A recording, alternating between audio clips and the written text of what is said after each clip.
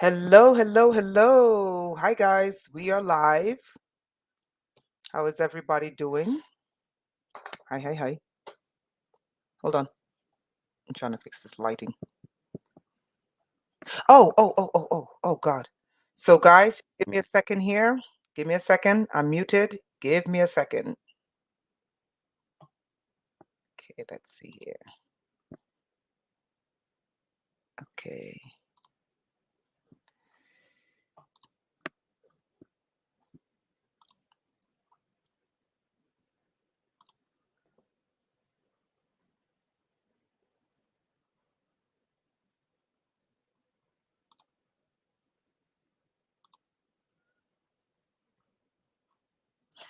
Oh, I forgot the stream key. Ah, shit. Where is the stream key? Where is the stream key? Stream keys.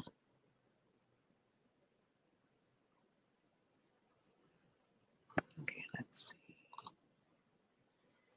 Okay, let's see. My channel, live streaming. Ah, I want the stream keys.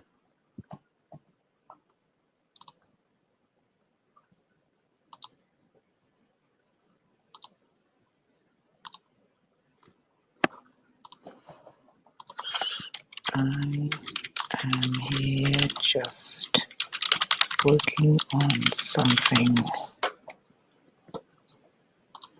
I forgot what the stream keys are. Settings. Okay, save, close, see, embed, advertised.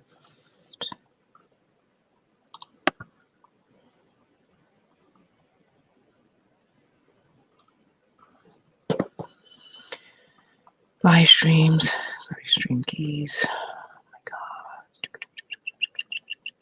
I'm gonna have to do this over. Where's the stream key? Live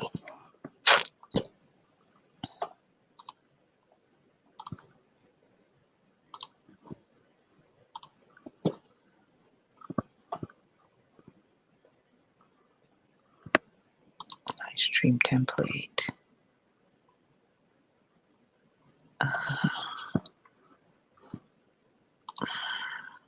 My content streaming. Live streaming. I forgot the damn stream key.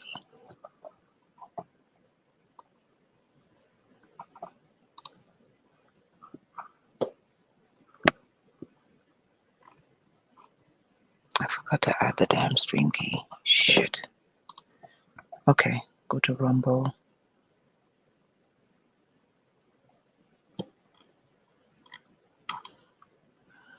Static URLs, API, static stream key.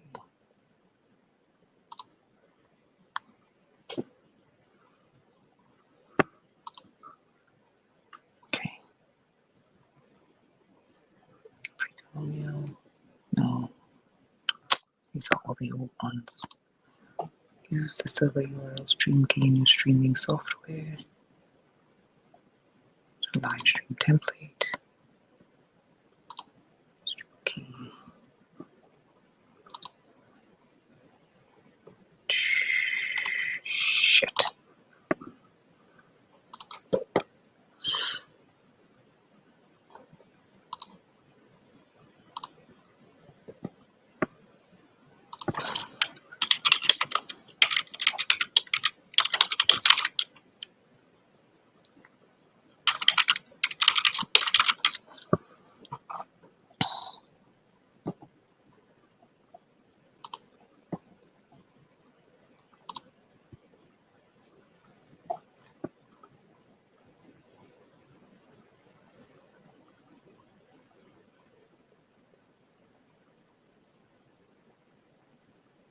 I should have just done that.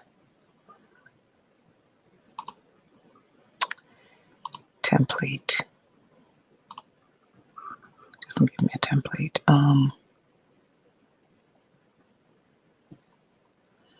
Frick.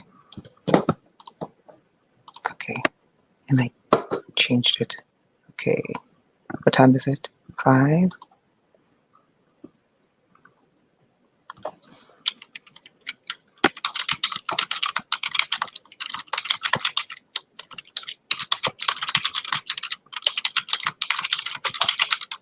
Oh.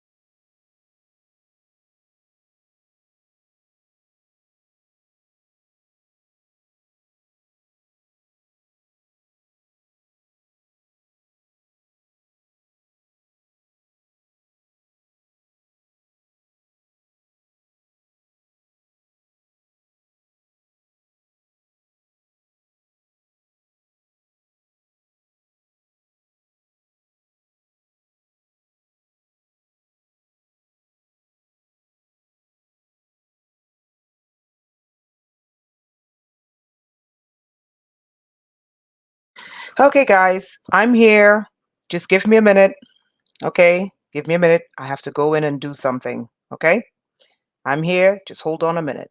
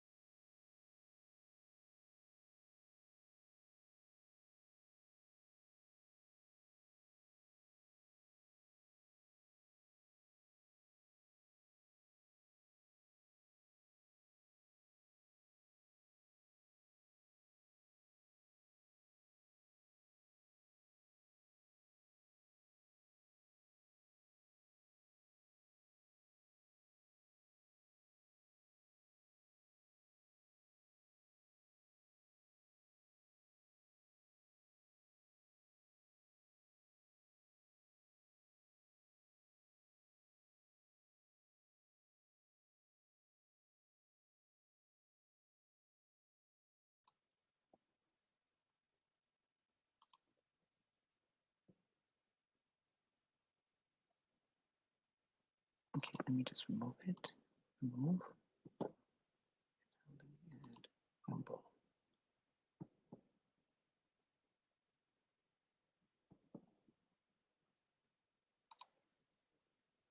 There we go. Wonderful. Okay. All right, guys. Can you guys hear me? Press 1 if you can hear me. Sorry about the delay. That's about 11 minutes. Sorry about the delay. That was about 11 minutes. That was my fault. Press 1 if you can hear me.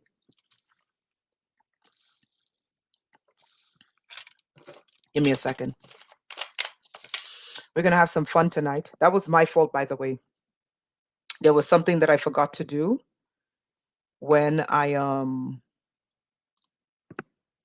did the live. Okay, great. So we're going to do a little what's the word I'm looking for? We're going to do a little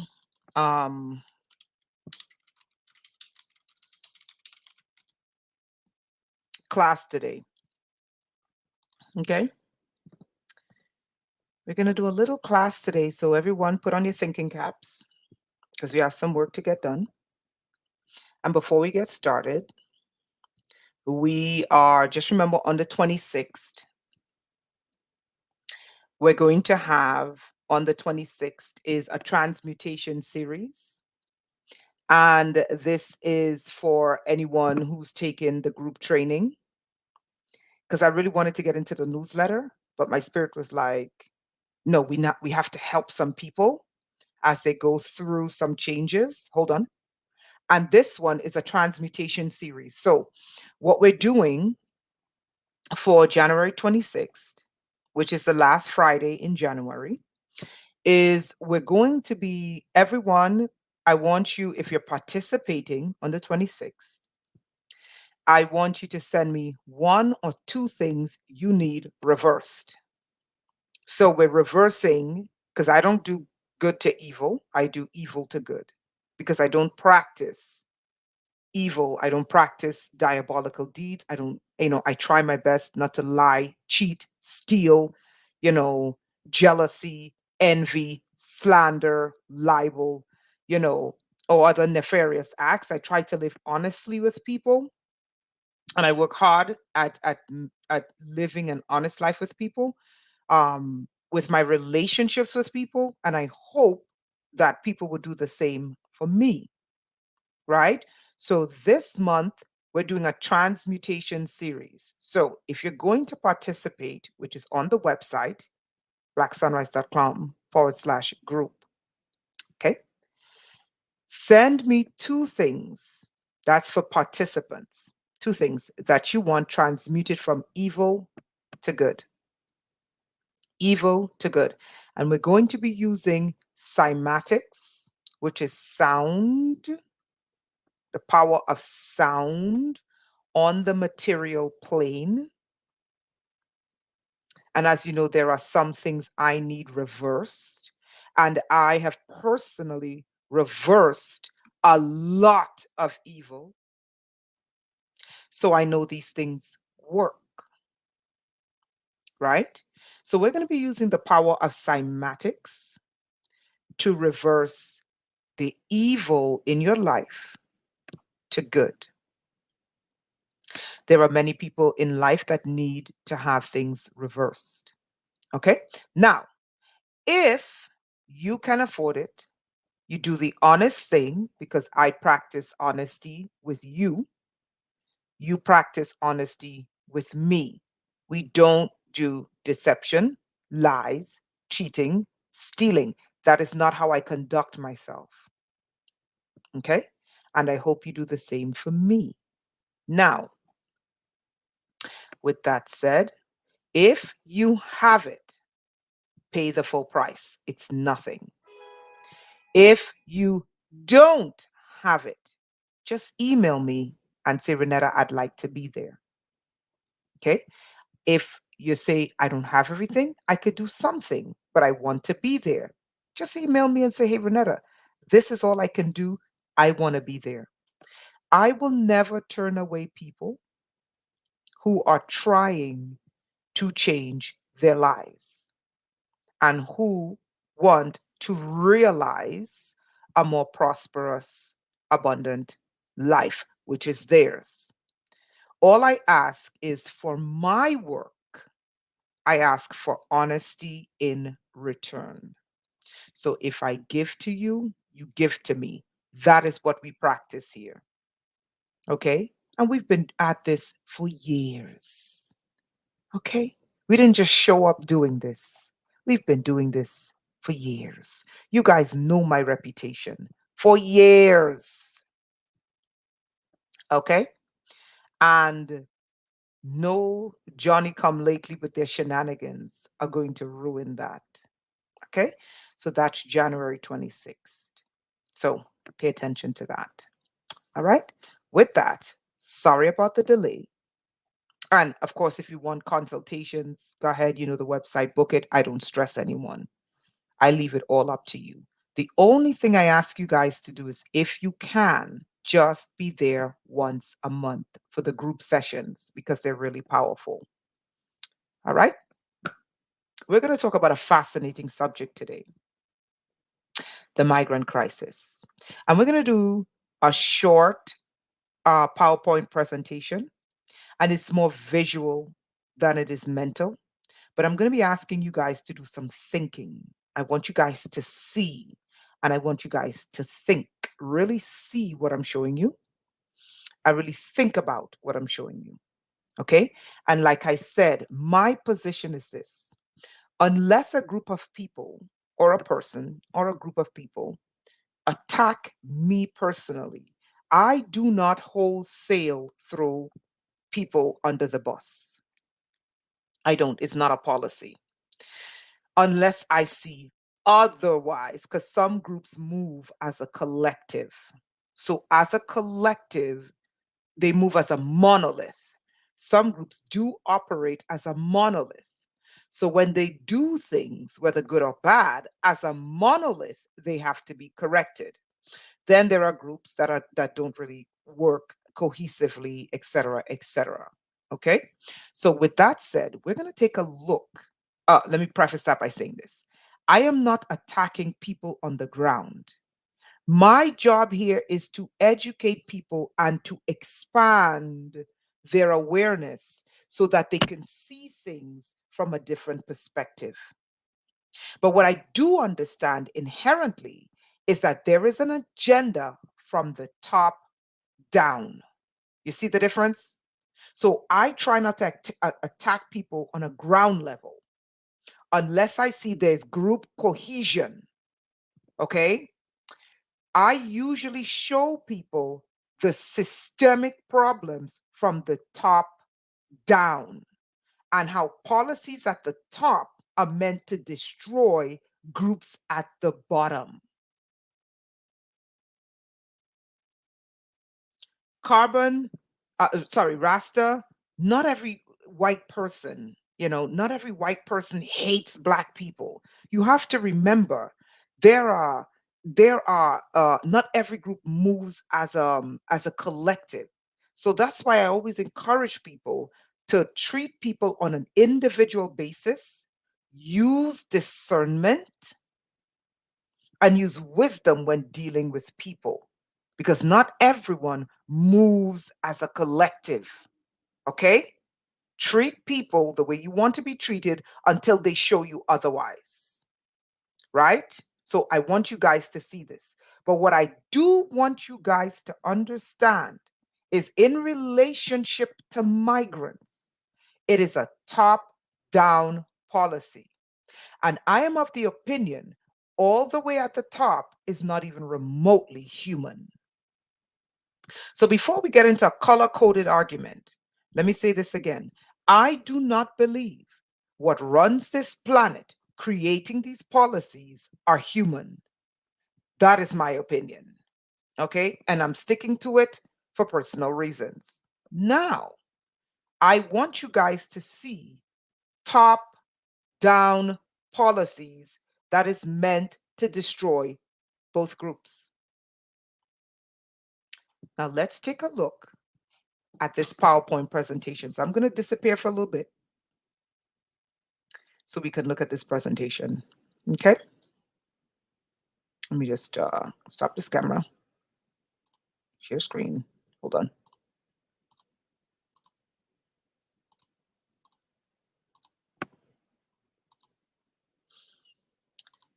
Okay.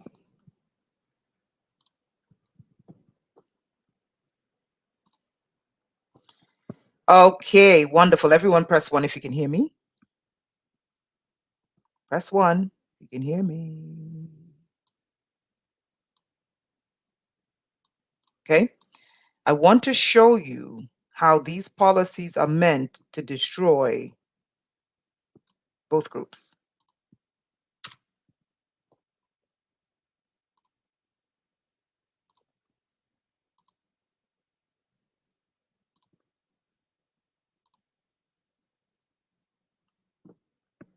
Okay, wonderful. Okay, guys, thank you so much. Okay, so I want you guys to really think, take a look at this, really think, really pay attention, and really see what I'm trying to show you. Okay, so what's really going on with this migrant invasion? So the narrative regarding the migrants is that they come from poor countries. That is a lie. Oh, before we get started, let's do a quick roll call. Equator, Chanelli, Future, Sichaba, Connor, Rasta, Corey, Avion, Manurot, Quest, Salix, Macapo, Marigold. Welcome. Okay, so if you listen to the mainstream media and you listen to the alternative media, what they tell you is these countries are poor. These countries are poor. And that could be nothing further from the truth. Okay, hold on. Okay, these countries are not poor at all. Okay, let's get started. Now, does everyone see the screen? Is everyone seeing the screen? Okay, great. There seems to be a lag here. Okay. Now let's take a look at this slide. On the right, we see two regions. One is Congo, the Democratic Republic of Congo. And this is where a large majority, hi Maria, of migrants are coming from. The second, which is in Africa again, I didn't do the Middle East on this one. Okay, I just stuck to Africa because I was like, I don't feel like doing too much research. Laziness. Sorry about that. The second part is Africa, but the second part is north of Congo, which is called the Sahel, Sahel. And then the third one is South American country called Venezuela. Let's see if I need to make this larger. I might need to make this larger. Hold on. Do I need to make this larger? I hope that works. Okay, so the Democratic Republic of Congo, the Sahelian countries, which is Mauritania, Mali, Niger, Chad, Burkina Faso. Okay, and this is not comprehensive. This is not comprehensive. And then at the bottom is Venezuela. These countries to the right are where the majority of the migrants from Latin America and from Africa are coming from. And the ratio between male to female is literally like 90% of them are male, 10% female. So when you look at this, we see that a large portion of men are leaving these countries, thousands of miles, and they are coming to the United States and Europe. a large portion of the men from the regions on the right are leaving those countries and entering the United States and Europe. Now, if you listen to the mainstream media, which you should never listen to, and if you listen to alternative media, which it's becoming more and more clear that you shouldn't listen to them either, they will tell you that these millions, and it's tens of millions of them, of young, strong, virile, fighting men are from poor countries. They claim that these countries are poor. These are the same people that are journalists and researchers, and they tell you that these men are coming from poor countries. Nothing could be further from the truth. The first country we're going to look at is Venezuela. Venezuela is the richest country in the Americas.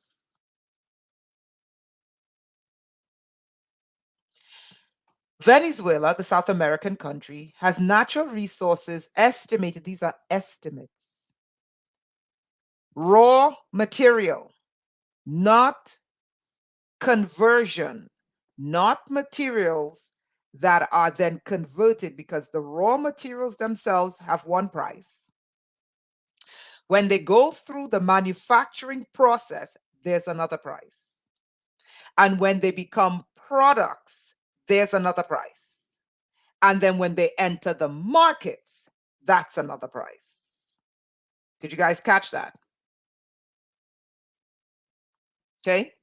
So the estimated value of the resources of Venezuela's raw materials is 14.3 trillion.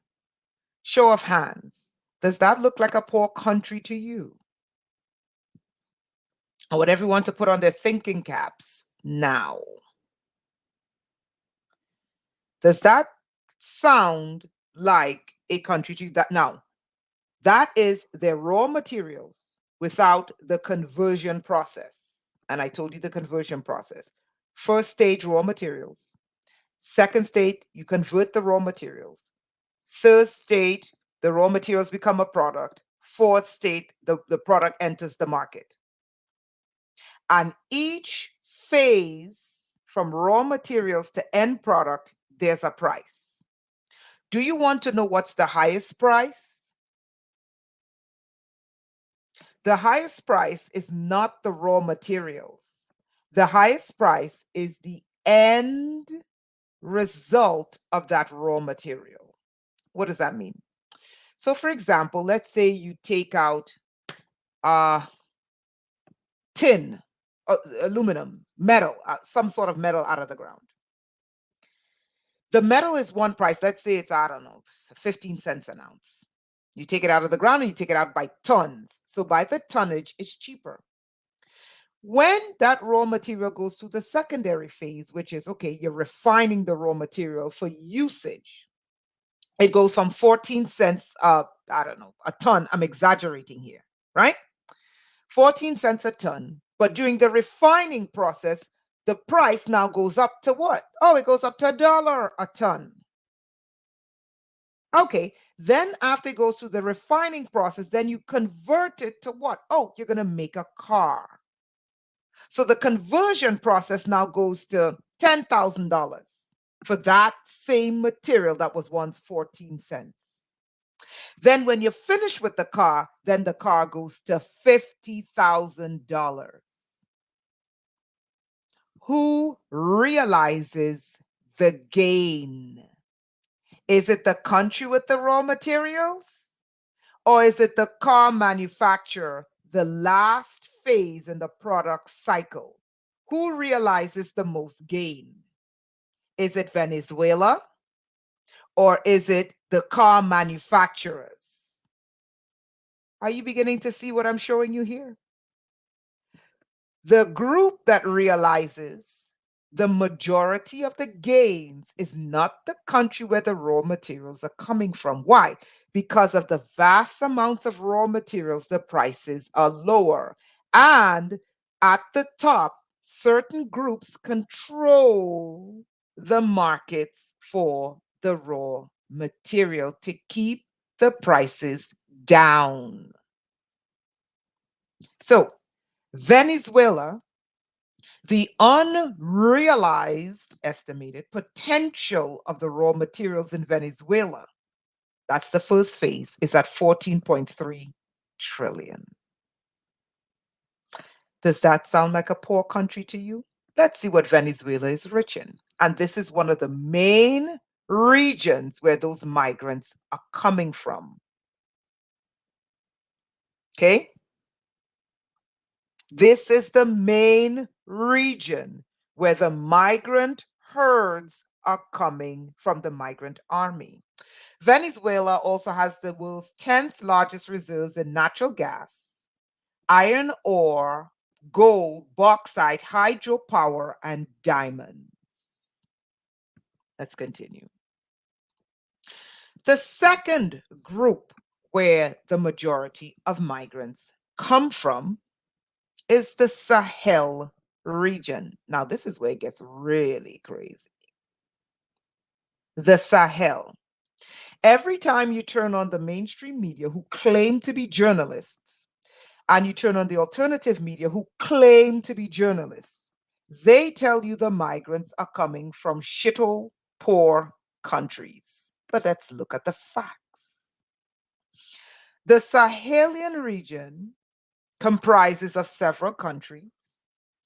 We're gonna name five of them, which is Mauritania or Mauritanie, all controlled by France under a slavery contract. It's called the Contract for the Continuation of Colonization. And in that contract, these five countries, it's 20, it's more than five countries, like 26 of them. Mauritania, Mali, Niger, Chad, and Burkina Faso. These are what you call the Sahelian countries. But I'll get to that colonialization slavery agreement in a second. Now, the second group, this group goes mainly to Europe. And if you listen to the mainstream media and you listen to the alternative media, they tell you that they're coming from the poorest region on earth. But like I said, I don't deal in lies and nonsense. I deal with facts. Let's look at the wealth of the region called the Sahel. According to economists and scientists, not me, the Sahel region, let's see if I can, hold on. Let's see if I can make this bigger. Let's turn on the pen then. The Sahel region is perhaps one of the world's richest, what? Gifted with vast energy, mineral resources such as oil, gold, uranium. But its people remain mired in extreme poverty, hunger, and conflicts. We'll talk about why in a second. The Sahel is endowed with great potential for renewable energy. It sits atop some of the largest aquifers on the continent. Watch this. This is what the economists and scientists say, and this is where the majority of your migrants come from. Listen to this. Potentially one of the richest regions in the world, with abundant human, cultural, and natural resources. Scientists and economists say this five-nation region is quite possibly the richest place on earth. And the majority of the migrants come from there. The question is, why? Why are migrants being run off of resource-rich lands? Okay, let's continue. how the Sahel region's mineral and energy wealth is being stolen. Is it beginning to make sense why the migrants are at Europe's door? Then they go on to write lies. Despite being the poorest region in the world, that's a lie. They are the richest region in the world. Look at the oxymoron. Poorest region in the world, the Sahelian zone's mineral rich. How are you poor and rich at the same time? Unless one is artificial, meaning it is created. The mineral rich subsurface, underground, makes it a prized catch for Western foreign companies. Is it beginning to make sense? The migrants at your door. Western corporations. Is it beginning to make sense? The migrants at your door. Let's get to the third place where large amounts of migrants come from. That is the Democratic Republic of Congo, right beneath the Sahel. Okay. The Democratic Republic of Congo is considered the world's richest country in terms of wealth and natural resources. There is no place on earth richer than Congo. Most of the raw mineral deposits remain untapped and are worth an estimated 24 trillion. This was years ago. I'm going to show you the updated numbers. These deposits include the world's largest coltan reserves and considerable amounts of cobalt. Now watch this. The price of minerals and metals substantially changed as of 2021, with a revaluation estimating Congo's untapped mineral deposits at 35 trillion. Hold on. 35 trillion in untapped minerals. And yet the people are on boats dying in the Mediterranean and living on the streets in freezing cold Europe. These people from a country whose untapped raw material, and this is one group of raw materials, not all of them, is estimated at 35 trillion, are taking a perilous journey through the dense jungle of Central America to get to the border of the United States. And you're telling me that they come from poor, shithole countries? Let's continue. Democratic Congo's water resources and hydropower are valued over 40 trillion is the value of Congo's water and hydro power. 40 trillion. With over 50% of Africa's water reserves. Okay? The rainforest and land resources, hold on. The rainforest and land resources in DR Congo are valued over 25 trillion. The Congo Basin contains the world's second largest rainforest, playing a crucial role in stabilizing the world's climate. Yet, the people in Congo are dying in the desert, drowning in the Mediterranean, trying to make it to Europe, and are being labeled poor countries by so-called journalists.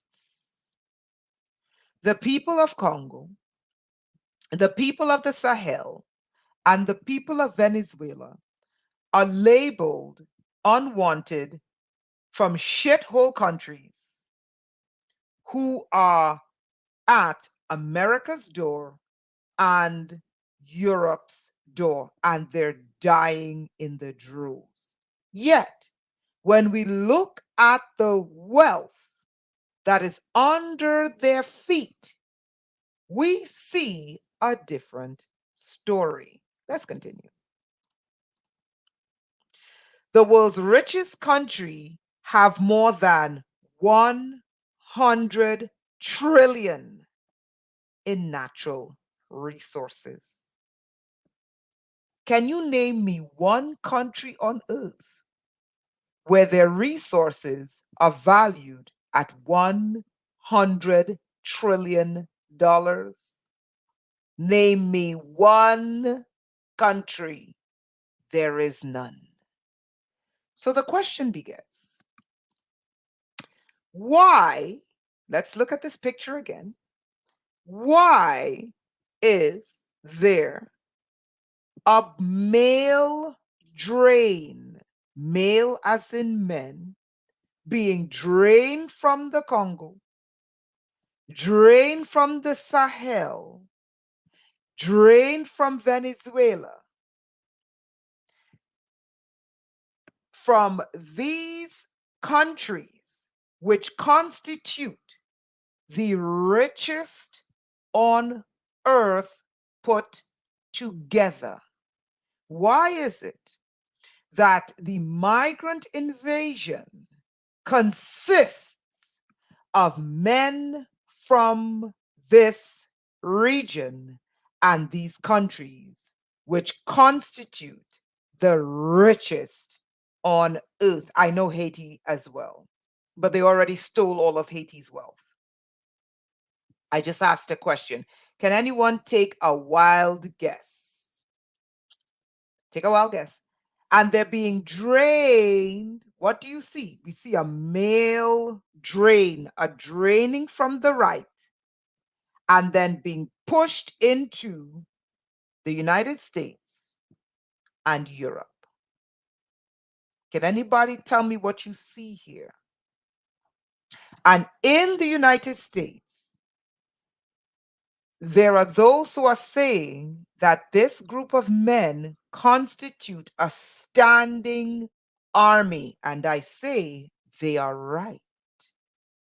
They are right. But I want you to see, I want you to think. Now, let's look at something else on the map. Now, this is a map of the earth. The part in pink constitute the equator at 0, and then 23.27 latitude, Tropic of Cancer at the top, and then 23.27 Tropic of Capricorn. Love, bravo.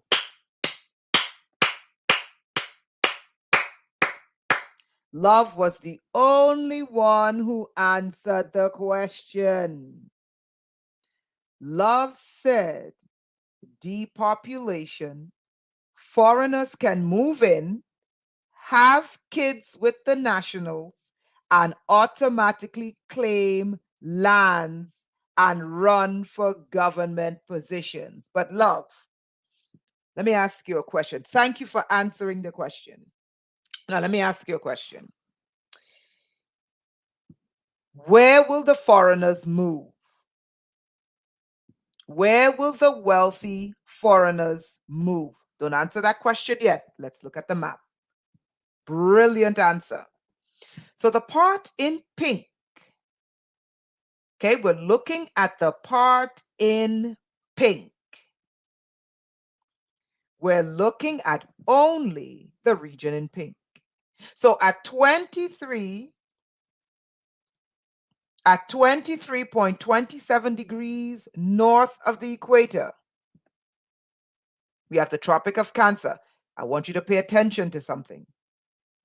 We have the equator at 0.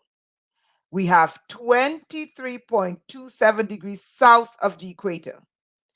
Are you seeing the countries that are in pink.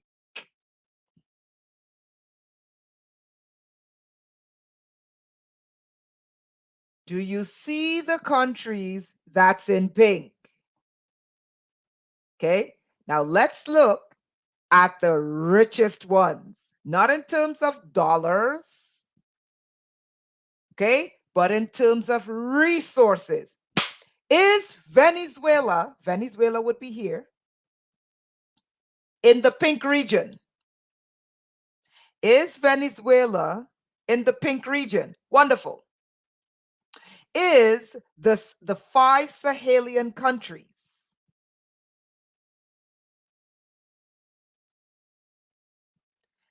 are the 5 Sahelian countries in pink?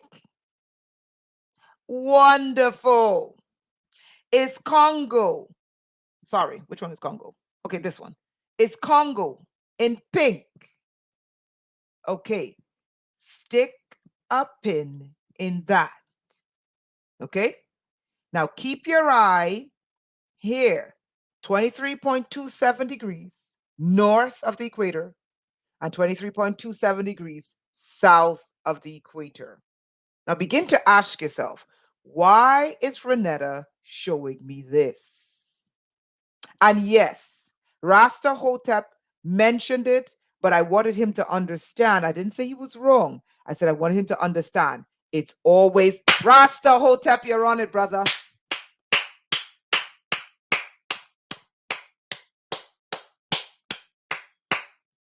Everyone, give Rasta Hotep some love. And sorry, I almost forgot. Give love some love. Everyone hit the hearts. Hit the hearts. I'm gonna give him some confetti. Okay? And I'm gonna give love some love. Okay, everyone, give some love to Rasta Hotep. Give some confetti and some love. Thank you. Thank you. Thank you. Thank you. Thank you. A mini ice age. A mini ice age. Are you seeing this map? If there's a mini ice age, they know that the safest lands on earth, the safest lands on earth, it's going to be 23, just shy of 24 degrees north of the equator and 24 degrees south of the equator. In terms of what? Population, survival, agriculture.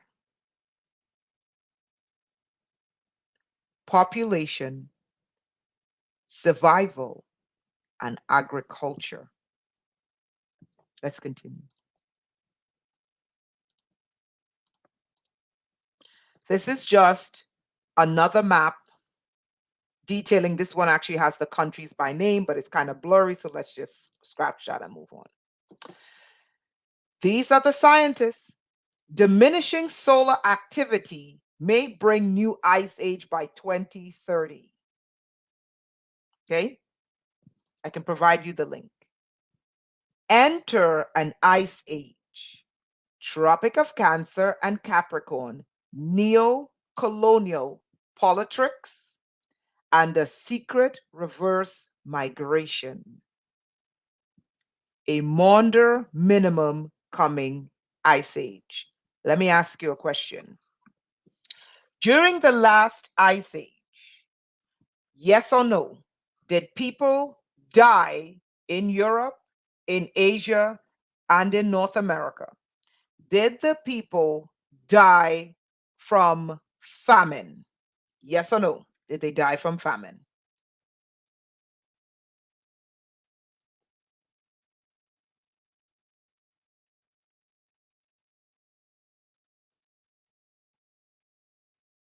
Yes. They almost went extinct. Yes.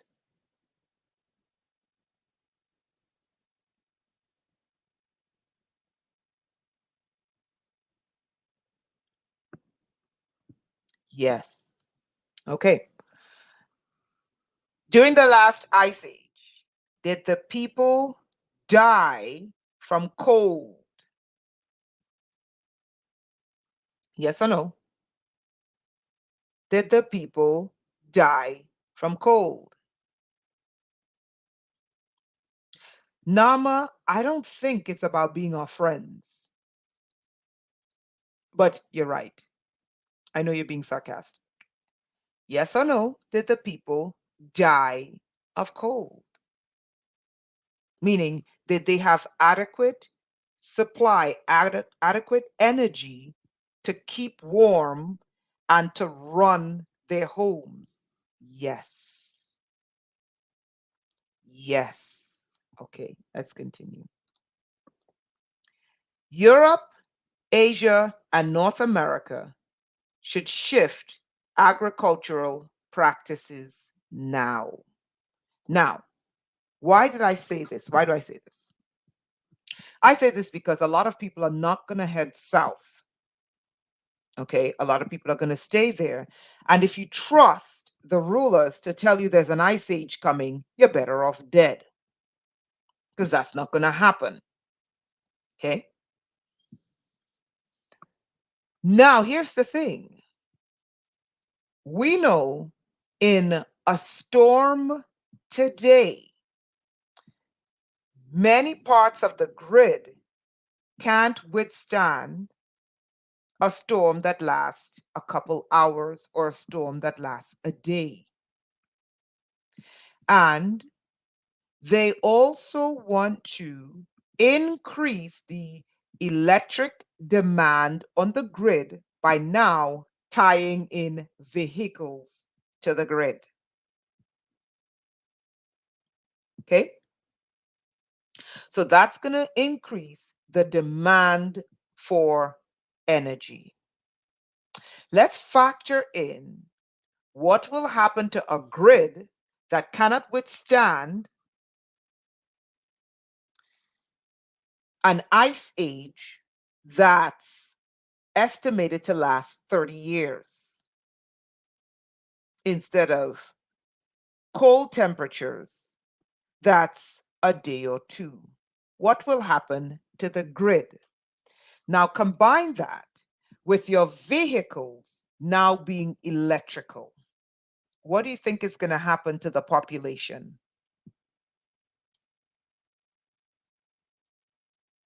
Can anyone take a guess?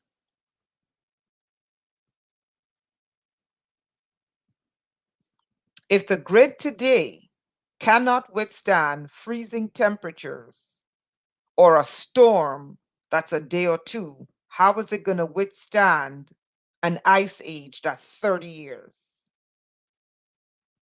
Plus vehicles attached to the grid. What do you think is going to happen? A collapse, correct? The grid is going to collapse, right? Is anyone there? Press 1, type 1 if you're following. Bingo, Nama. Bingo. Bingo. Nama said, hi, Jesua. Nama said the northern and southern areas will be bingo. Everyone, can we give Nama some confetti? And can we give Rasta, hold on, Nama some confetti?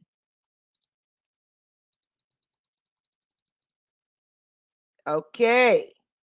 The northern and southern hemispheres will be a wasteland, but the equator will be a paradise. Let's go back. Let's go back. Let's go back. Boom. Are you seeing? Is it making sense? The migrant policy? Is it beginning to make sense? The army of men, they're pushing into Europe and they are practically emptying out this region of men. Not just the equator, because the equator is at 0, We're looking at 23 north and 23 south of the equator. Are we beginning to see? Wait, hold on. Whoa, whoa, whoa, whoa, whoa. If there's a cataclysm, the most stable place on Earth is as close to the equator as possible. Whoa, that's interesting. And it so happens that the lands along the equator are the richest in terms of raw material and clean water because of the untapped aquifers. Let's continue. It almost looks diabolic. Now, what do you think is the policy of the policymakers for those in the northern and southern hemisphere to deal with a coming ice age? Their policy is what? Quack, quack, quack, quack, quack, quack, quack, quack.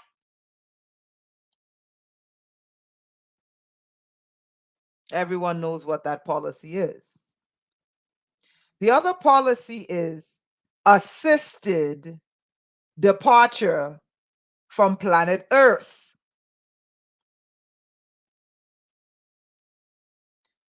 Did everyone catch that? Rasta, everyone gave Rasta some love. Let's give Rasta some confetti. Rasta said this would explain all of those Chinese building construction in Africa with no one in them. Marigold said, yes, Equator, let's give Equator some love. Quack away. Quack, quack, quack, quack, quack, quack. So the policy of those in Asia, in Europe, and in North America is an abundance of quackery. Marigold, you said this would form a golden egg. Elaborate, because I want to give you your flowers. Okay? So the policymaker said, look, we have a cataclysm coming. 80% of it is created. 20% is we can't do anything about it. It's an ice age. And we know under this coming ice age, you won't be able to grow food. And it will be impossible to provide heat.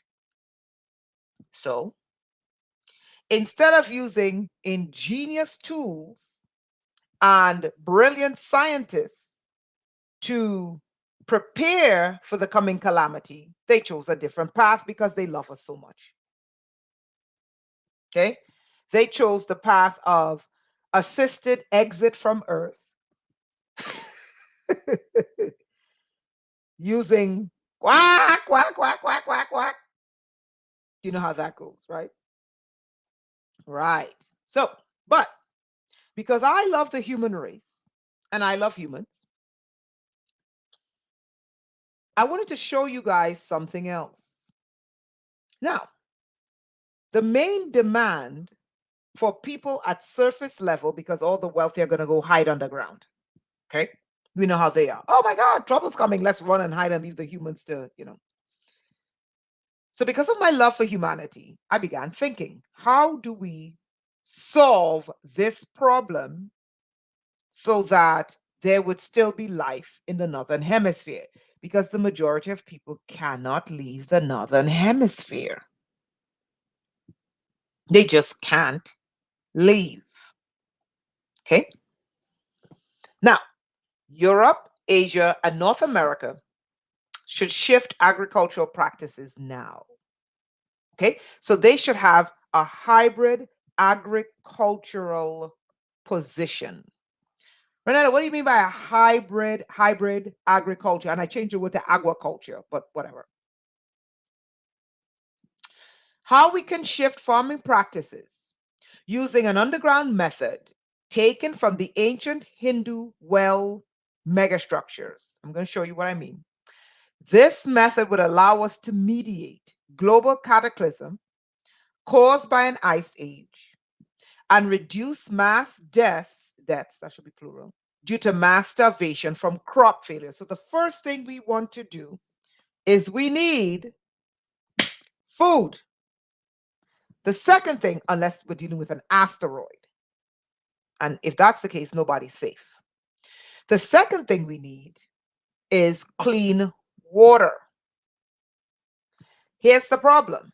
If it's an ice age, you're going to have ice. You're going to have to thaw that ice. But you're going to need food. And in an ice age, you're looking at 12 or more inches of ice on the surface. Whether this ice age is caused by them, the climate technocrats messing with the climate computer and plunging us into an ice age, or whether it is less activity from the sun, which is what usually brings on an ice age, or whether it's from them triggering an ice age with a third world war. The immediate need would be food, a clean food supply, and clean water. Now, this is something I came up with using an ancient megastructure from India. The means of repurposing ancient Hindu well architecture as a means of agricultural and aquaculture water production during an ice age. This is the assumption we're dealing with an ice age. Contrasts with the population reduction agenda, which utilizes wars, displacements, landlessness, invasions, mass migrations, genocide, neocolonialism, and corporate land theft. Government should tell their people of catastrophes, because the human race is brilliant enough to solve problems. But they don't, because they love us dead. Let's continue. Introducing the underground. So this is something new that I came up with. Maybe it existed before. I don't know. I didn't find it, whatever. But this is just something I came up with to mediate an ice age in the northern hemisphere. Okay. And I call it aquaculture, a mix of water, even though this exists in wells, and agriculture. Okay.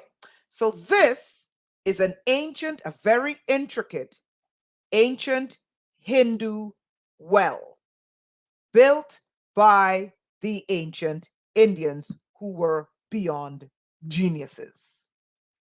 And you know how they love to say, you third world people don't have anything, you have no sense. This is the low IQ Hindus building these magnificent structures using advanced mathematics and precision tooling carved from one piece of rock. Yes, Saidu, you got it. Right? The magnificence of this structure is that it is at surface level and it goes underground. What does that mean? This is a well for water. It's not built surface up, it's built surface down by allegedly the low IQ Hindus who had no knowledge of mathematics but could build something carved in rock and chiseled with precision such that modern tools can't even accomplish. The brilliance of the ancient Hindu people. Anyway, let's continue. So I looked at this piece of infrastructure and I said, we could put this piece of infrastructure to work in Rasta, you're on it. I looked at this piece of ancient Hindu infrastructure by these brilliant people and I said, you know what? in a coming ice age, we can repurpose this to this. Look at this.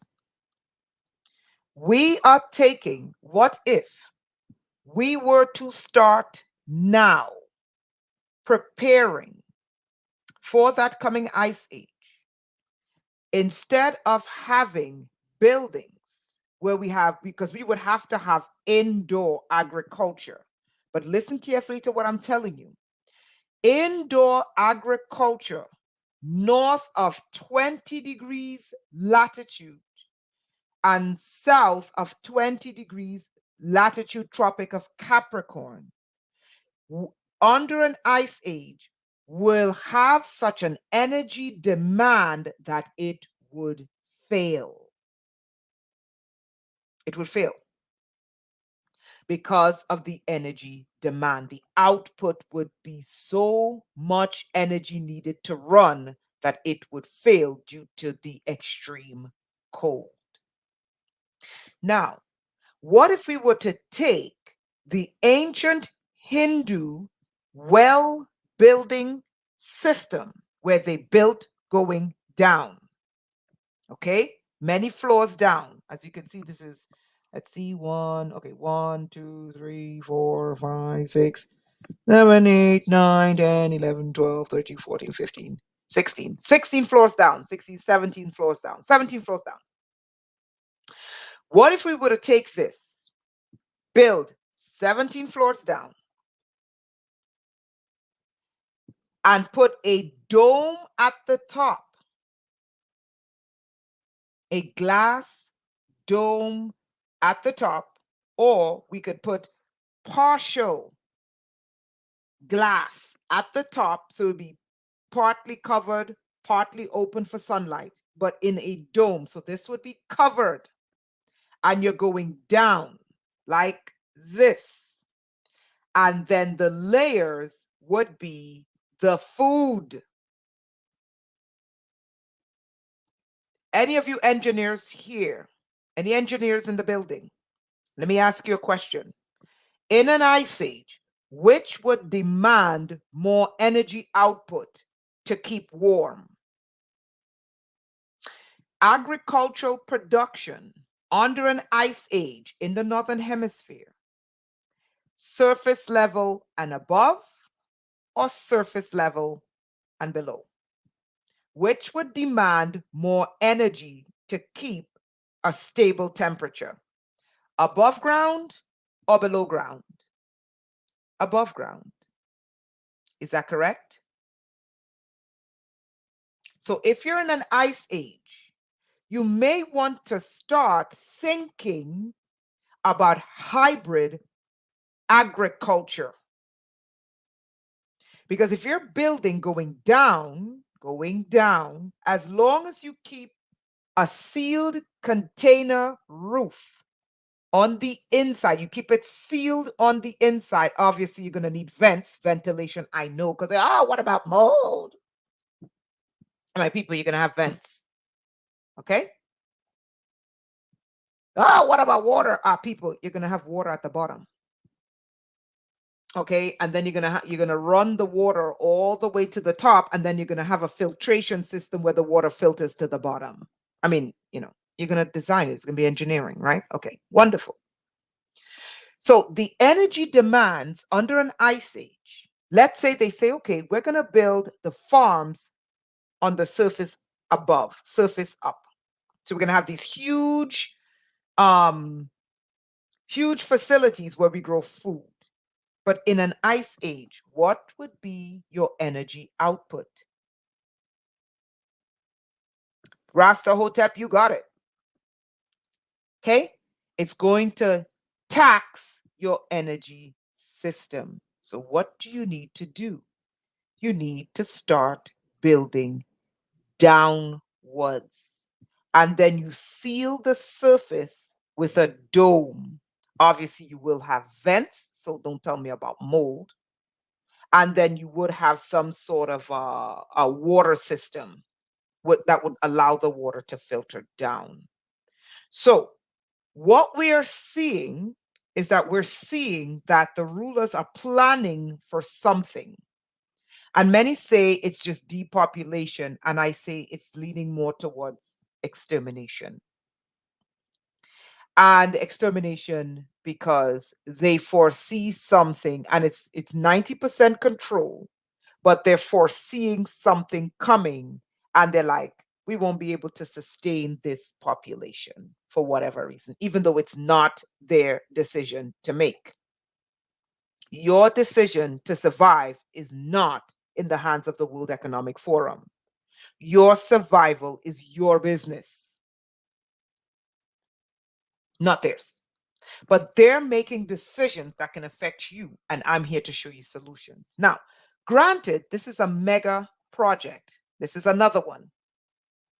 So imagine we were to take the same ancient Hindu architecture, the same Hindu construction, their well construction, and we were to make this much smaller, like for you in your backyard, me in my backyard. And each level would be food with a sealed dome at the top, ventilation, and a water filtration system. Think about what something like this could do for you if you're living in the United States, Canada, Europe, Russia, and even China. And China has a very large population, but China is not in the 23-degree zone. They're north of it. Now, think about this in terms of population survival under an ice age. You guys seeing this? Now, think about you. This is a mega structure, but you can minimize this structure in your backyard because not everyone can leave and go to the equator. Okay? You're going to have to survive here. Most of us are going to have to survive here. And I'm telling you, the ice, according to the scientists, the ice in an ice age, it's going to be 2 feet thick, no food. This is why we need to start thinking about hybrid architecture, hybrid agriculture, and we have to go downwards. Think about it. Okay. This is some more renderings. And by the way, these renderings were done by AI.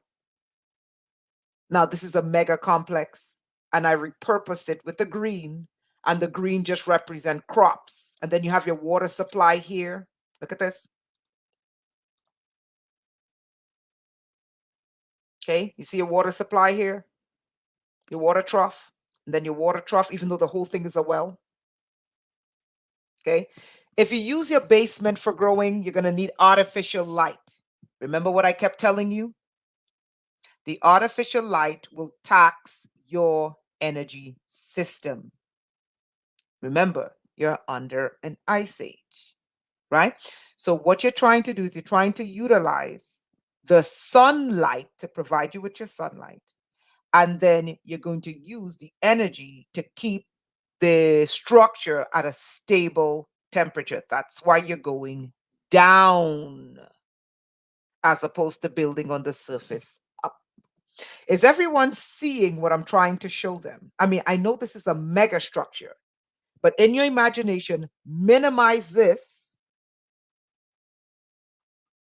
in your backyard. Okay? Hybrid architecture. In your imagination, use your imagination and make this small enough to fit into your backyard. Are you beginning to see? And each layer is food.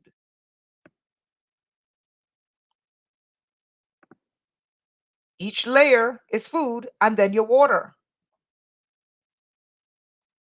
And then at the top, it's not going to be open. You see up here, it's opened. No, you're going to have a dome. Okay, I'm going to hopefully erase that. Oh, Lord, I just messed this up. You see the dome? The dome is going to be at the top. Okay. Oops. Okay. Are you seeing what I'm showing you? Bingo, Rasta. Rasta, let's give Rasta some flowers. Rasta said the water on the way down can spin the turbine for energy, and all you need is a ventilation system. Let's give Rasta some love. Okay. Are you guys seeing that? The water on the way down. You can have a turbine at the bottom. And then you can also have some sort of mechanics where when the water goes down, you have another part that pushes the water up.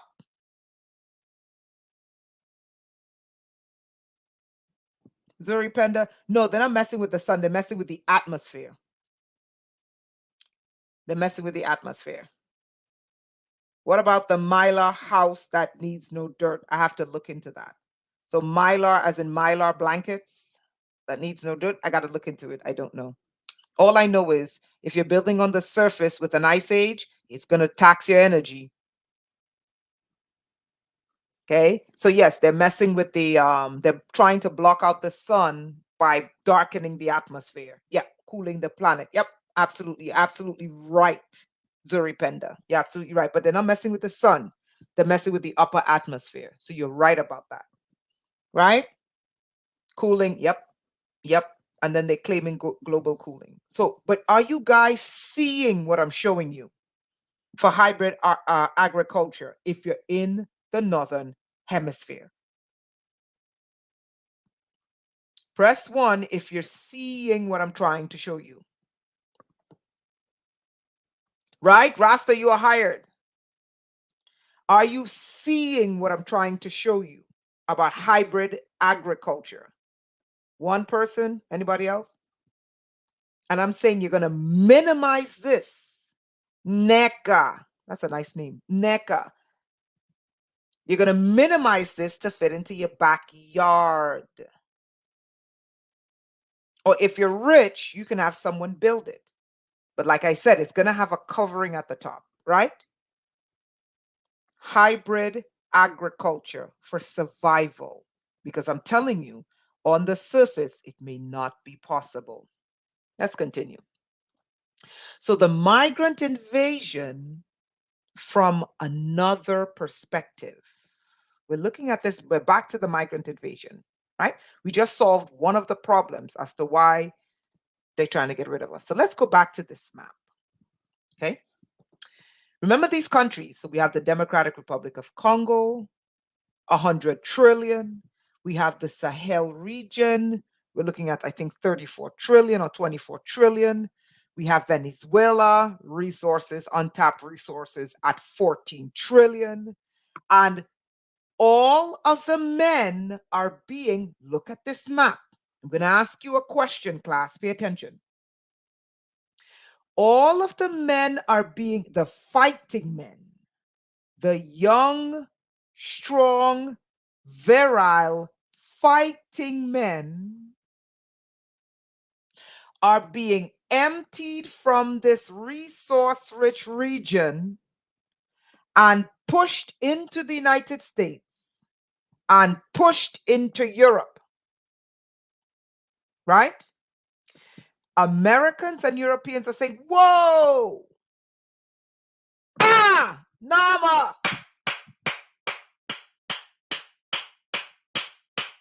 You got it. Nama. Everyone, give Nama his confetti. Give Nama his love. Now, the media and the not so alternative media keep saying, oh, they're sending a standing army into Europe and into the United States. But I'm like, wait, hold on. What country is going to empty their land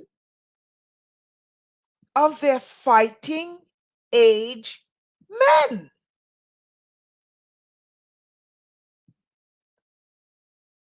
There must be something afoot there, Watson. I put on my Sherlock Holmes hat.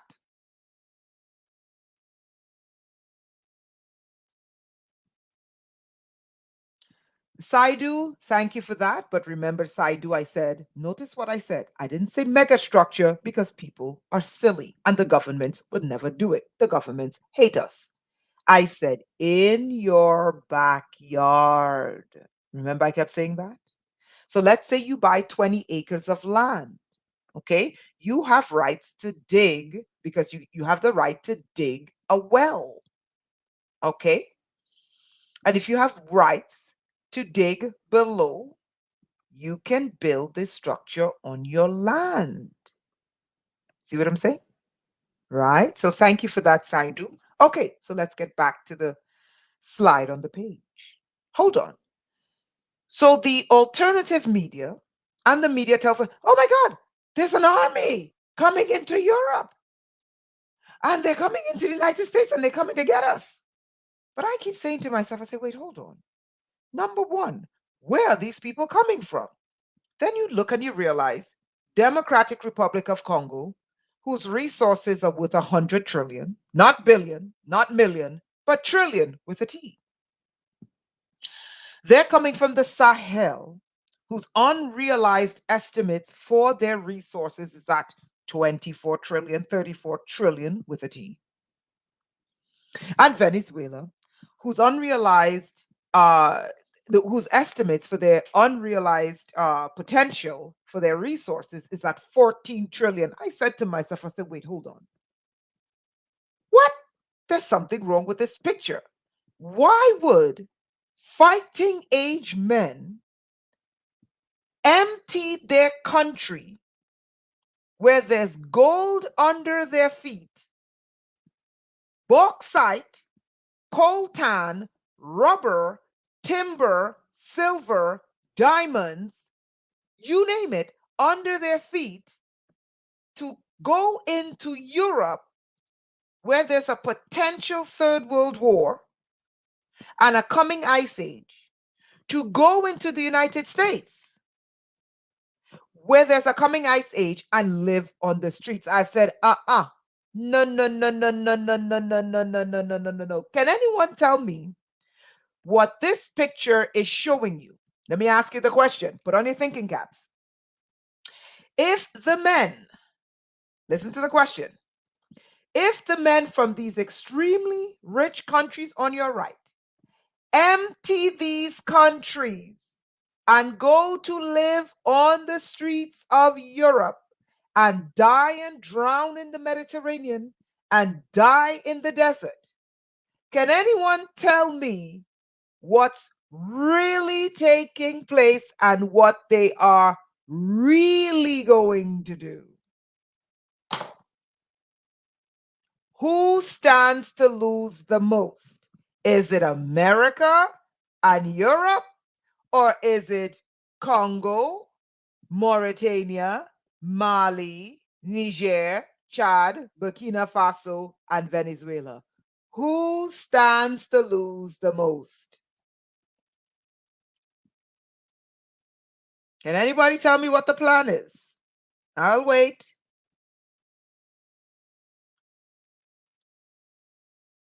Does anyone see what the plan is? I'll wait.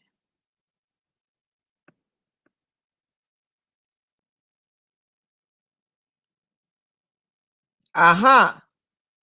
So if all the men leave Congo, thank you, Zuripenda. Be specific, be specific, be specific.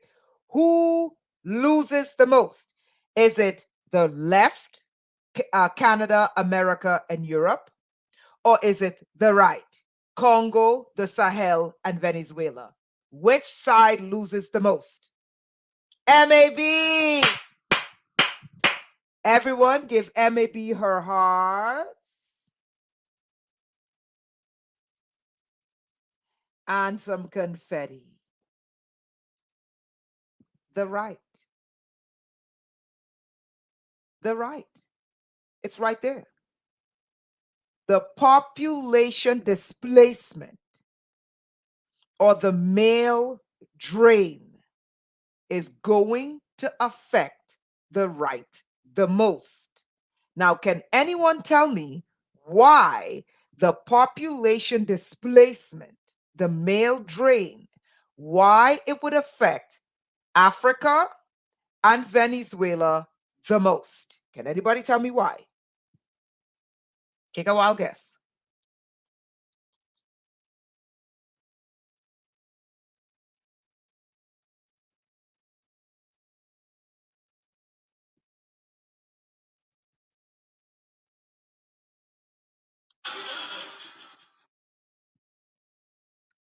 Come on, you guys got it.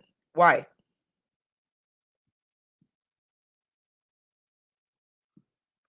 Resources. Resources. Resources. What else? Let's say I am NATO. NATO is the European Union right here. Let's say I am the United States military. Let's say I am Great Britain. Okay. Rasta, thank you. What else? No men left to populate. Resource rich. But come on. There's something else. Let's say I am the United States military. Let's say I am NATO. Come on. If I am NATO, if I am Great Britain, if I am the United States, which is NATO. Hello, come on. Think. Thank you, NECA. Thank you. But come on, draw it out. Neocolonialism. What do you think they're planning? Come on. If all the men leave Congo, the richest country on earth, the Sahel, the richest region on earth, Venezuela, the richest region in South America, if all the men who are fighting age men, if all the fighting age men leave, what does that leave these countries on the right? Defenseless from what? These countries are defenseless from an invasion. You guys see that? Look on the screen, people.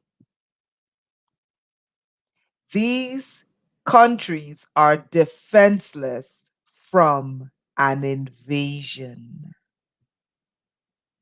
Are you guys seeing it? So they're telling you, it's an army. It's an army coming to take the United States. Hold on. The United States, Canada, and Great Britain are in the ice zone. They are in the freezing zone. Okay?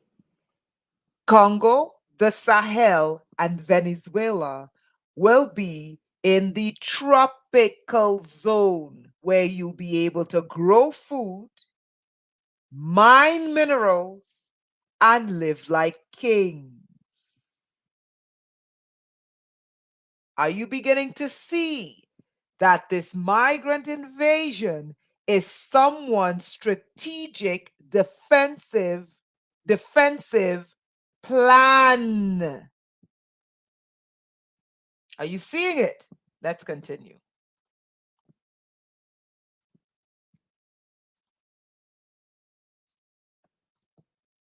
Now, here's something else I want you to pay attention to. The most fertile women are from the Sahel. Now, hold on. Why would any group, empty out the men from South America and the resource-rich regions of Africa. NECA!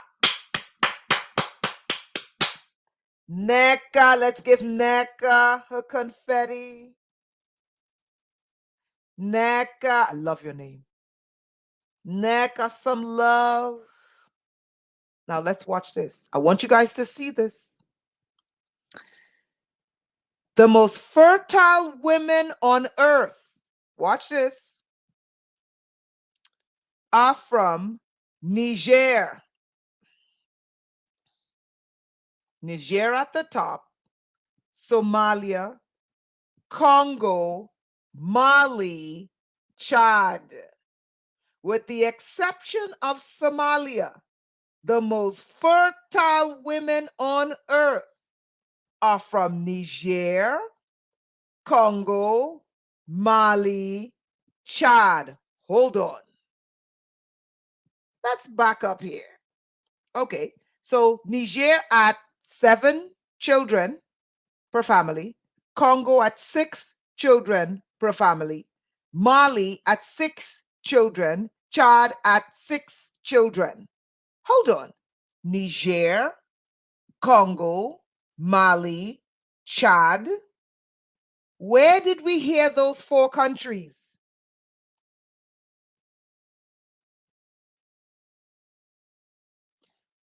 Come on, class. Where did we just hear about those specific countries?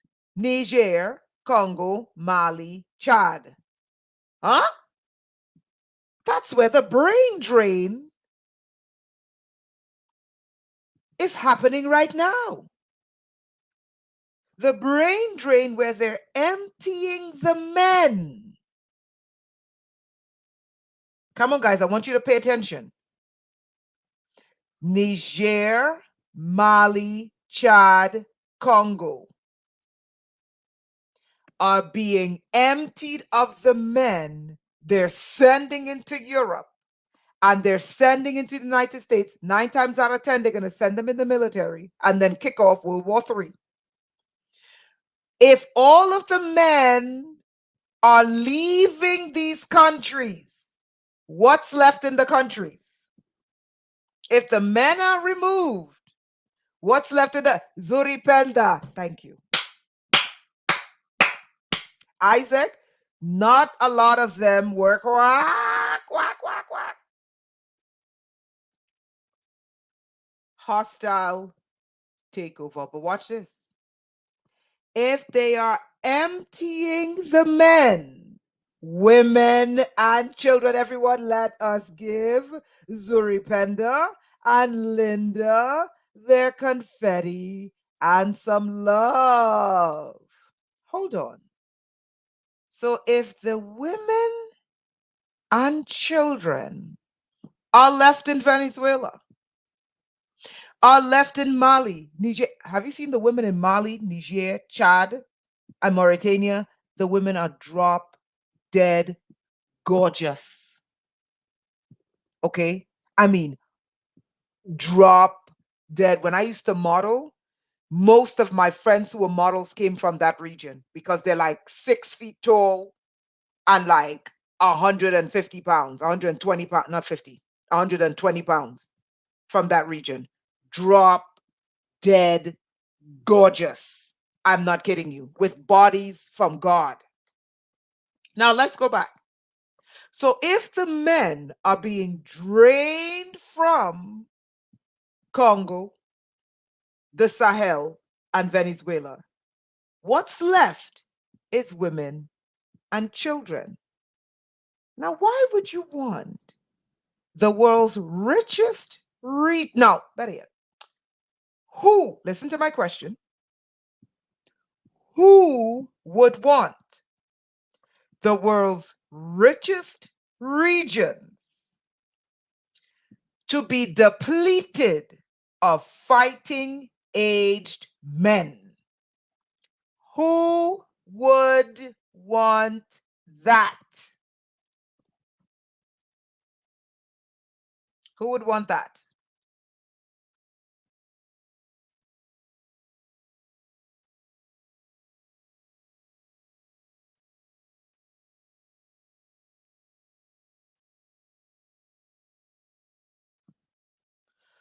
JS, the spider, and who else? The spider and her children. Let's give JS the love. The others, the rulers. Now, here's my question. They are draining the men from these resource-rich regions. They're sending them into America, sending them into Europe, and then they're trying to kick off a third world war. Who do you think? Let's get to the United States. We're on the left side now. We're on the left side. We're on the left side. We're on the left side, right? So they're draining the men from these resource-rich areas, promising them to make them wealthy, and sending them to the United States and Europe. And then they're trying to kick off a third world war. Who do you think they are going to conscript into the military and promise them that they're going to get citizenship if they fight in the third world war? Who do you think they're going to conscript?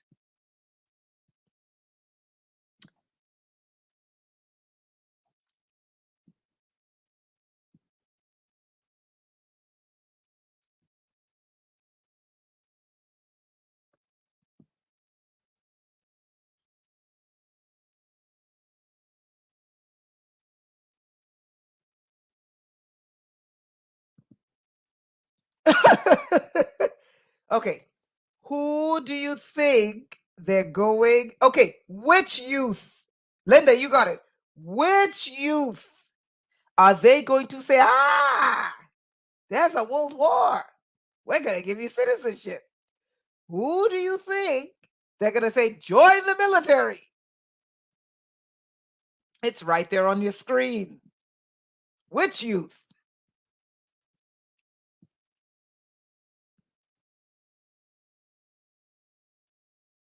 The migrants.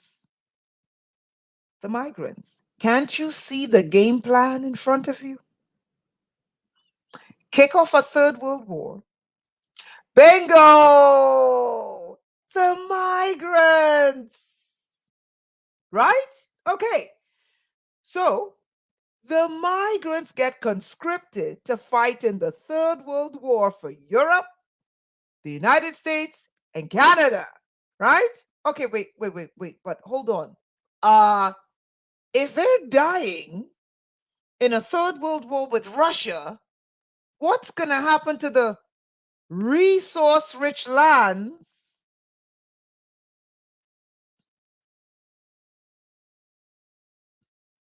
of Congo with only women and children? What's going to happen to the resource-rich lands in the Sahel with some of the most beautiful women you've ever seen in your life? With only women and children. What's going to happen to Venezuela with the most beautiful women on the face of the earth? That's left with only women and children.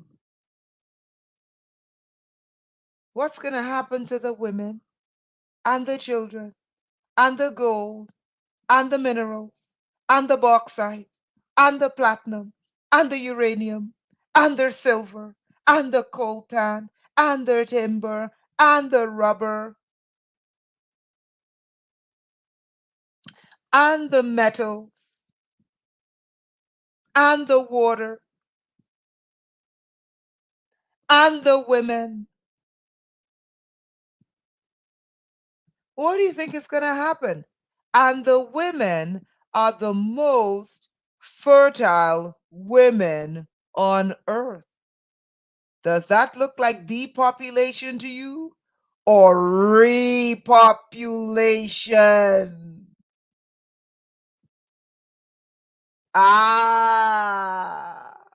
Let's continue. Now, I'm going to take a twist on this. I'm going to take a twist. I'm going to take a twist. Follow me here. Now, you and I know that the planet is not run by humans. Everyone press 1 if I don't have to teach you English.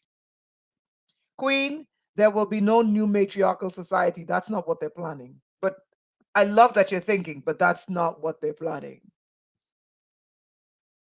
Everyone press 1 if you understand English. The planet is not run by humans. Okay.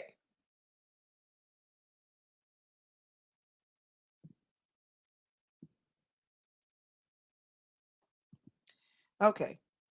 Enter a twist. We're going to twist now. Let's do the twist. Come on, baby. Let's do the twist. Grab them by the hand. And it goes like this. Twist. Okay. So we're going to add a little twist to the conspiracy of the migrant invasion.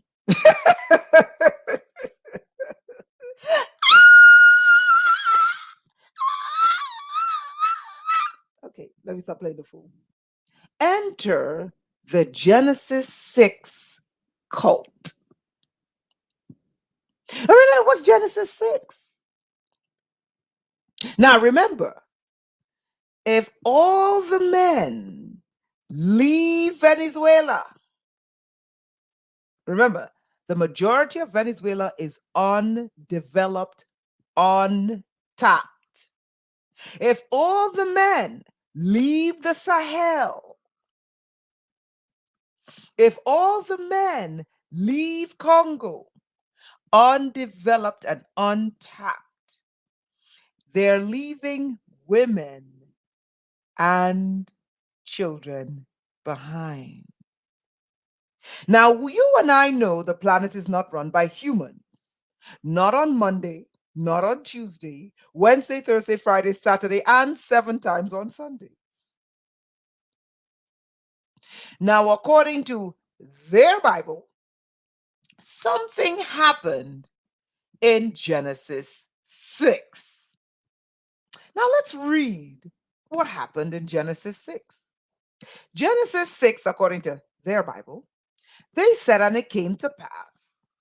Men began, and in this way, men don't multiply by themselves, men meaning man and woman, began to multiply, that is, have sex and have children, on the face of the earth.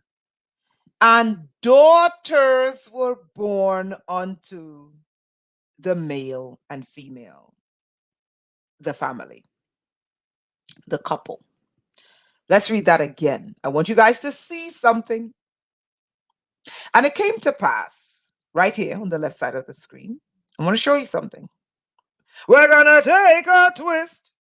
A twist. Come on, baby. Let's do that twist. Let's grab them by the hand. And it goes like this. Okay. Genesis 6. Ah, queen.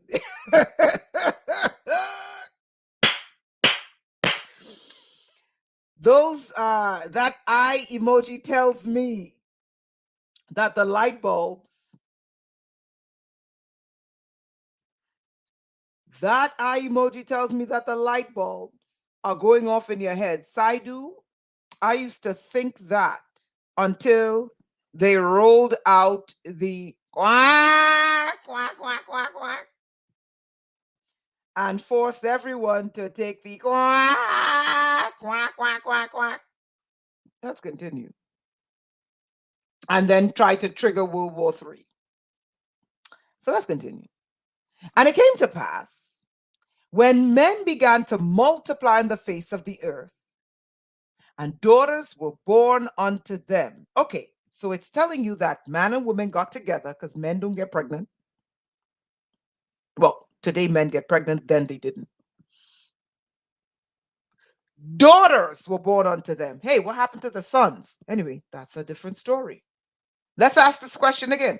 They said daughters were born unto them. Hey, what happened to the sons? Let's continue. Verse 2 says that the sons of God saw the daughters of men that they were fair, and they took them wives, all of which they chose.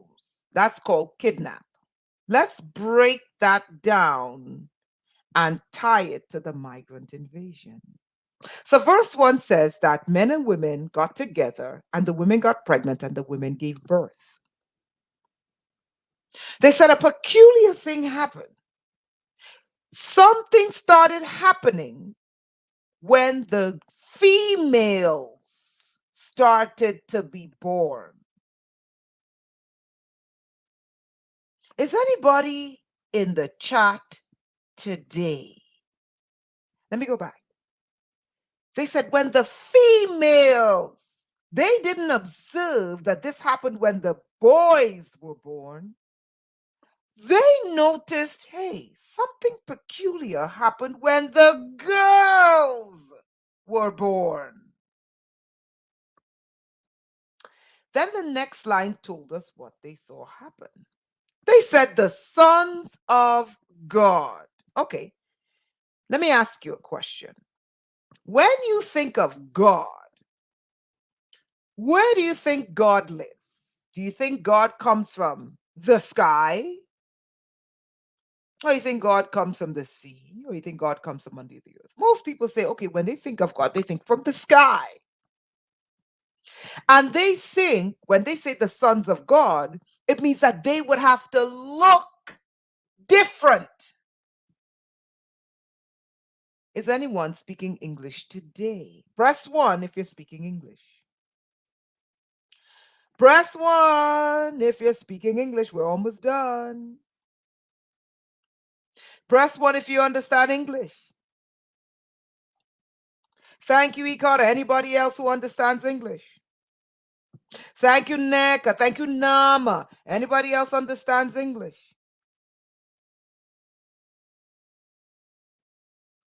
Thank you, Rasta. Okay. So something happened when the daughter started to be born. They noticed that a group of entities that didn't look quite human started showing up.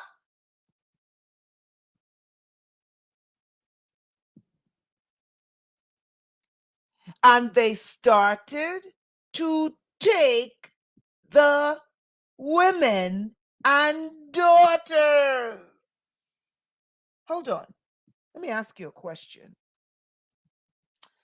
When the sons of God showed up, there weren't any fathers, uncles, brothers to stop them from taking the females? Here's my question. Where were the men in Genesis 6? No man stopped the sons of God from taking the females. Because it says here, the sons of God showed up. Hold on.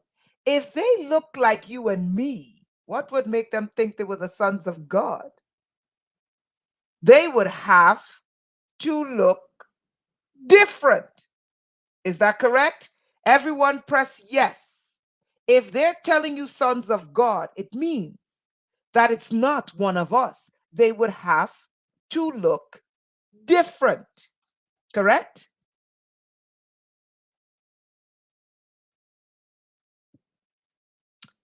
Thank you. So if someone who looks different shows up and starts taking your daughters, where were the men? Neka, I love that name, says the men were overpowered. Zuripenda says history repeating itself. Hold on. But what if this happened to the men?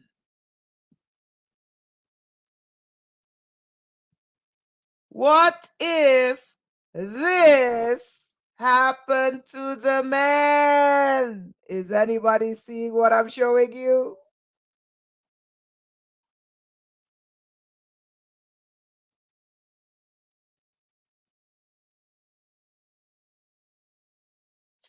It's quite possible, Queen. Absolutely. Absolutely. But what if they removed the men in droves? Are you beginning to see? Nowhere does it say Zuripenda. The reason why I'm not going to say they overpowered them is because nowhere does it say that the men fought back. Nowhere did it say that they were overpowered. It doesn't say the men were overpowered. It doesn't say there was a fight. It just says the daughters were born, the sons of God saw the females, the sons of God came down and took the women. Nowhere does it say there was a fight.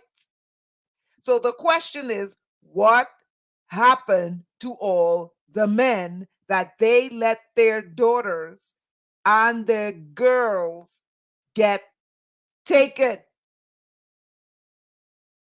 No, it didn't say they performed a ritual, Linda. We're guessing. But my question is, what if they moved the men? Look on the screen, people. Look on the screen. Why are they emptying Congo? Resource rich. 90% of the land is green and fertile, and the women produce children. They can produce 5, 6 children, or maybe even more.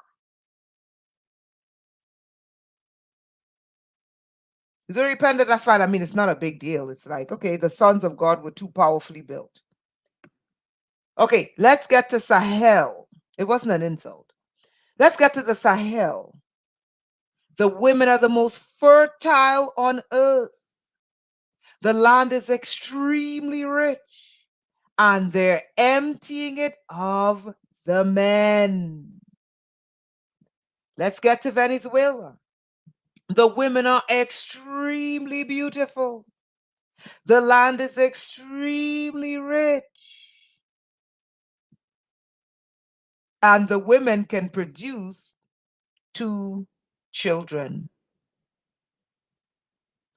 And these lands are being emptied. You guys seeing what I'm seeing? Are you seeing what I'm seeing? Now watch this. In this case, men here means men and women copulating, producing offspring. The notion here, the notion that they were sons of God denotes that they came from above or they're not of earth. They don't look like humans. Therefore, we can conclude they're aliens. They may be from space. They may be underground. Now watch this. In this case, the ETs, the sons of God, were only, according to this passage, they were only interested in female earth women. If you were an ET race, listen carefully, and you came from a planet that was dying, okay? Your planet was dying. Your race was dying.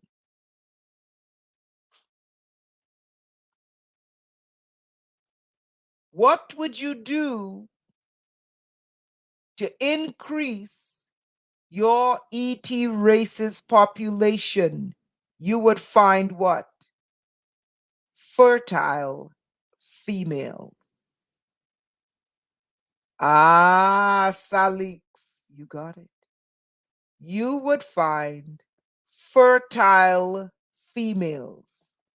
According to the scientists, the most fertile females are from this region. Not the land is not just rich, the women are fertile. Now pay attention. If you were ETs, your race was dying, you would separate the men from the women. You would send the men as far away as possible. Follow me here. You would even create a war to kill off the men in war so they would never come back. You following? Then you would do what? Invade. You would invade, and you're left with what? Genesis 6:2. The sons of God saw that the daughters of men were fair, and they took them wives of all which they chose. The migrant crisis. Are you people getting this? Are you guys, not you people, this is just bad English, my patois. Are you guys getting this? Are you seeing what this migrant invasion really is about for their home countries? I don't mean to say you people. It's just when we speak patois, we say you people. It's not to insult. It's you guys in America, okay? Reproduction. They came from a dying planet, and the goal is increase their population and what else? Get the riches. Does anyone remember who the inheritance comes through? Does the inheritance come through the patrilineal lines or does it come through the matrilineal lines? It's the matrilineal lines. Now, do you see what this migrant crisis is about? Thank you, NECA. Thank you, NECA.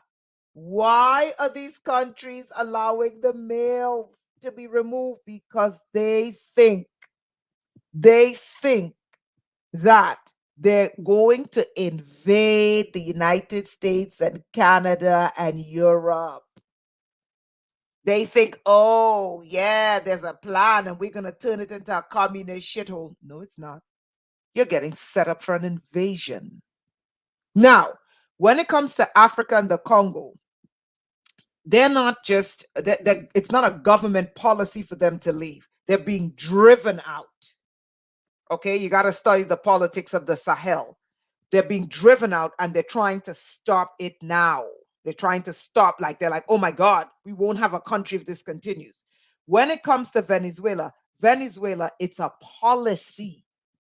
And I'm like, Venezuela, you're getting set up. You are not conquering the United States by emptying your male population into the US. I said, you are not conquering the European Union by emptying your population under the Kalergi plan. That's what it's called. I said, it's a setup for an invasion. Does anyone remember this video? Okay, I don't know how I can play this for you guys to hear this. Let me see if you can hear it. Okay, hold on. Let's see here. Settings, audio, mic, speaker. Okay.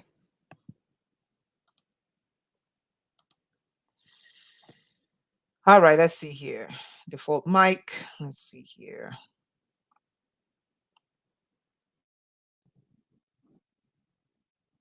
All right. Tell me if you guys can hear this.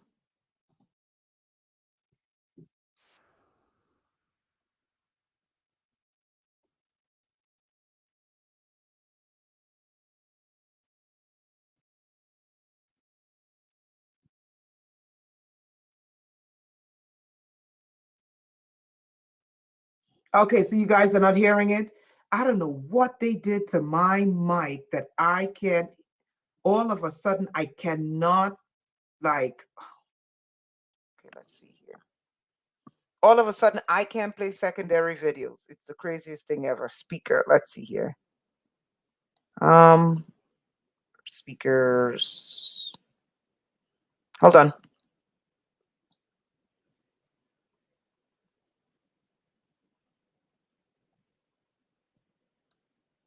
Let's try this. All right, tell me if you can hear it now.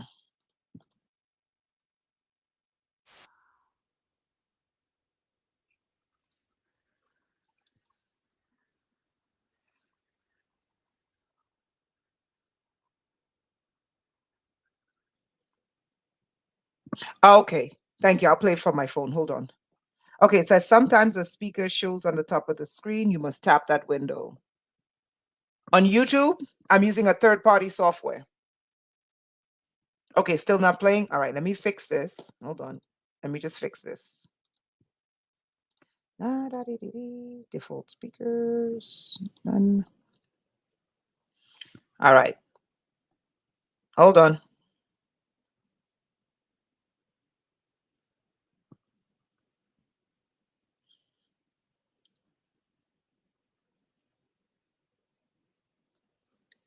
I can just give you guys the link. I'll just post you guys the link. So basically what this video is about, okay, because I just don't know what's going on with this thing here. Yeah, I don't know what's going on with this. But let me continue.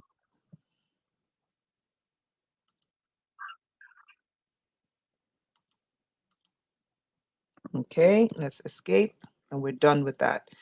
All right. Let me tell you what this video is about, okay? Can you guys hear me? Let me stop sharing the screen. Okay. Can you guys hear me? Can you hear me? Good. So that video is about two billionaires, one of whom I knew personally. And he was surrounded by these African women, young African women. And he was telling them about his stem cell research.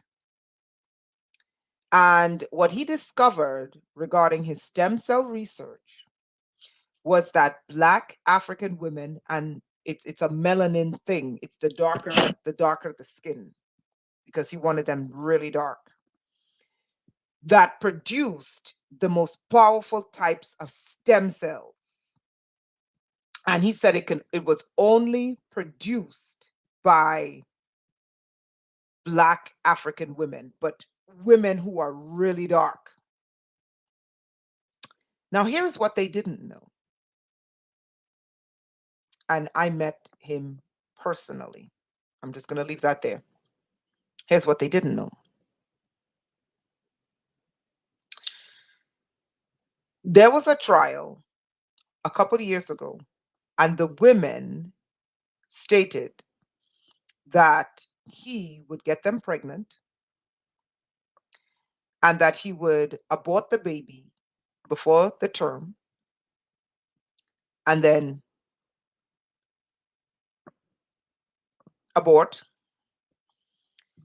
and then take out the stem cells and inject it into his body, and it would reverse his age. So he wouldn't look his age. Now let's go back to the graphic I showed you. If all of the men, and Venezuela has some of the most beautiful women, granted they do a ton of surgery, but not, whatever. Nonetheless, Venezuela, Congo, they're very beautiful in Congo. Don't get me started in the Sahel. They are extremely beautiful in the Sahel. Like, I'm not kidding you. The women are like, oh my God. I mean, it's raw beauty. Okay. Yes, I heard about that. Yeah. Yeah, yeah, yeah, I did. Now, Let's go back. If those are the regions that's rich in resources and the most fertile women, and that is where there is a male drain, a male drain. And we have a video of billionaires saying that your region, the women in your region, produce the most powerful mesenchymal stem cells that can reverse aging. What is this migrant army of men really about? What is it really about?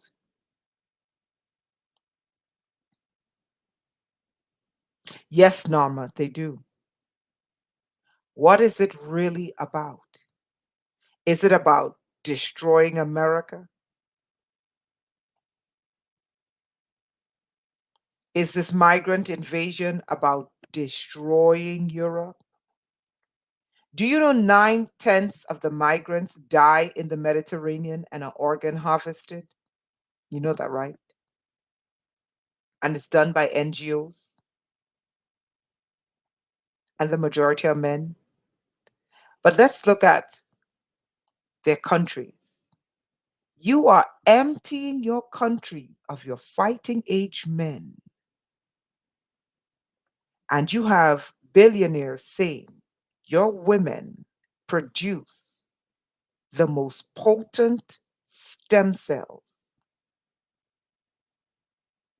Not only that, we know that your women are the most fertile on earth.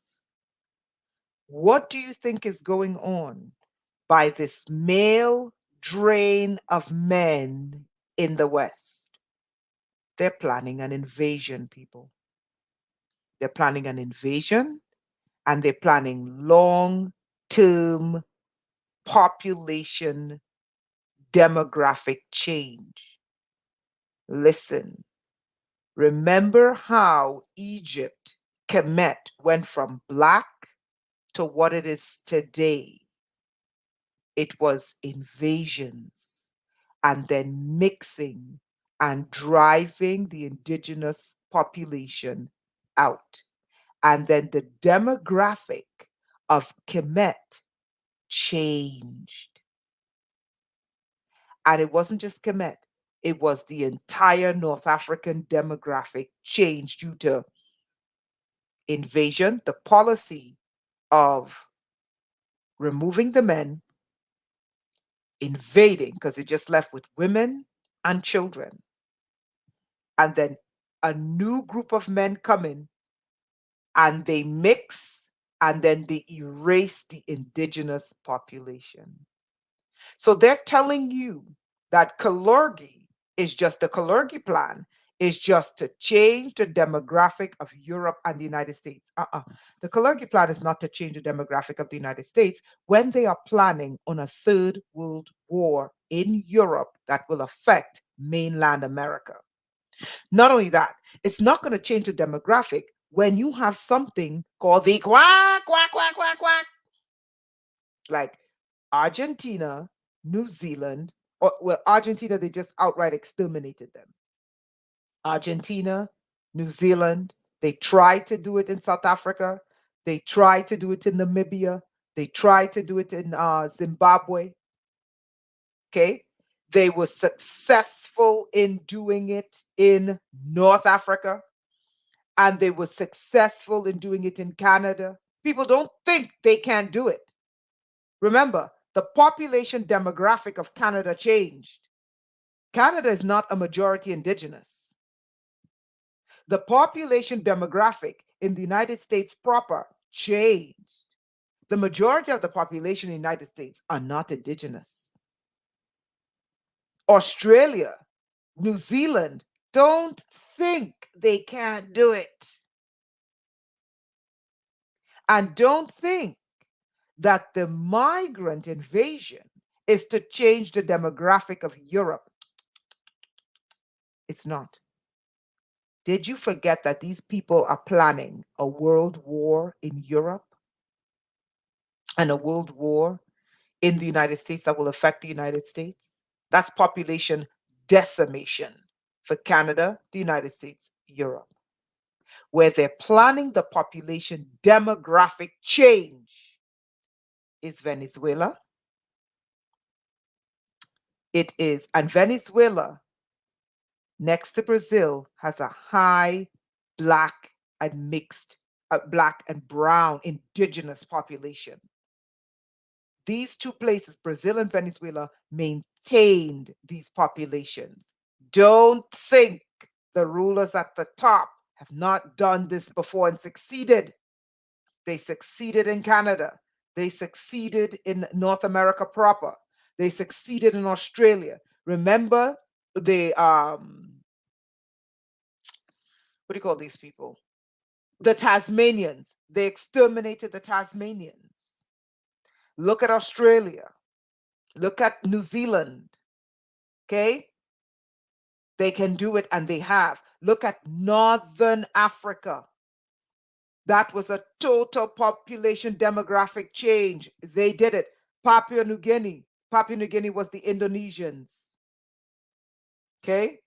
Don't think they can't do it. And don't think they don't have a history of doing it.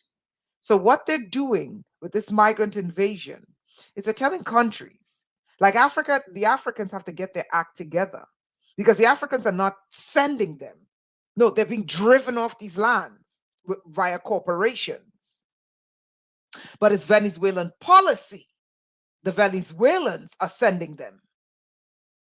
And I'm like, Venezuela, you do realize they're coming to get your land, right? You think you're coming to turn the United States communist? That's what you really think you're going to do? You're believing these people by telling you're going to empty your male population and turn America communist? Are you serious? America's 100 steps ahead, honey. You're not turning America a communist. You're leaving Venezuela wide open for invasion and a population demographic change. Why? Because the lands in this region are the best for an ice age. They are the best for survival, and they are the best for changing the population demographic. All right, guys. So that was 2 hours and 13 minutes. What do you guys think? Tell me what you think. Do you guys get that? You guys could find the video online. Did you guys get that? I don't know what's going on. I should be able to play it. Usually it used to play just by itself, and now it's just like, I don't know what's going on.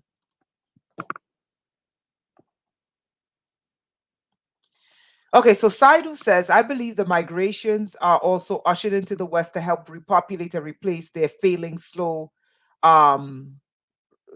societies. I used to believe that until you factor in the quack, quack, quack, quack, quack.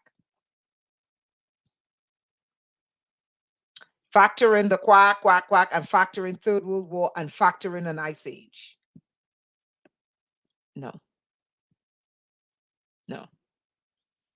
They're sending them into the West so that they would conscript them in the military and then send them off to die in World War III, leaving the lands and their country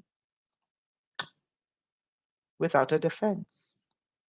You think you're going to take over the United States with communism by emptying your men into the United States? These people have been, listen, these entities that run Europe and run the United States have been doing this shit for thousands of years. They're always 100 years ahead. They have been changing population demographics for thousands of years. How many people remember that it was the Dravidians that built India? People that look like me. And then the Persians came in, and the Aryans, that's what they call the Persians, the Aryans, they came in, changed the whole society of India, and they brought in a caste system. And today, the Dravidians are at the bottom called untouchables. They've been doing this for thousands of years. Okay?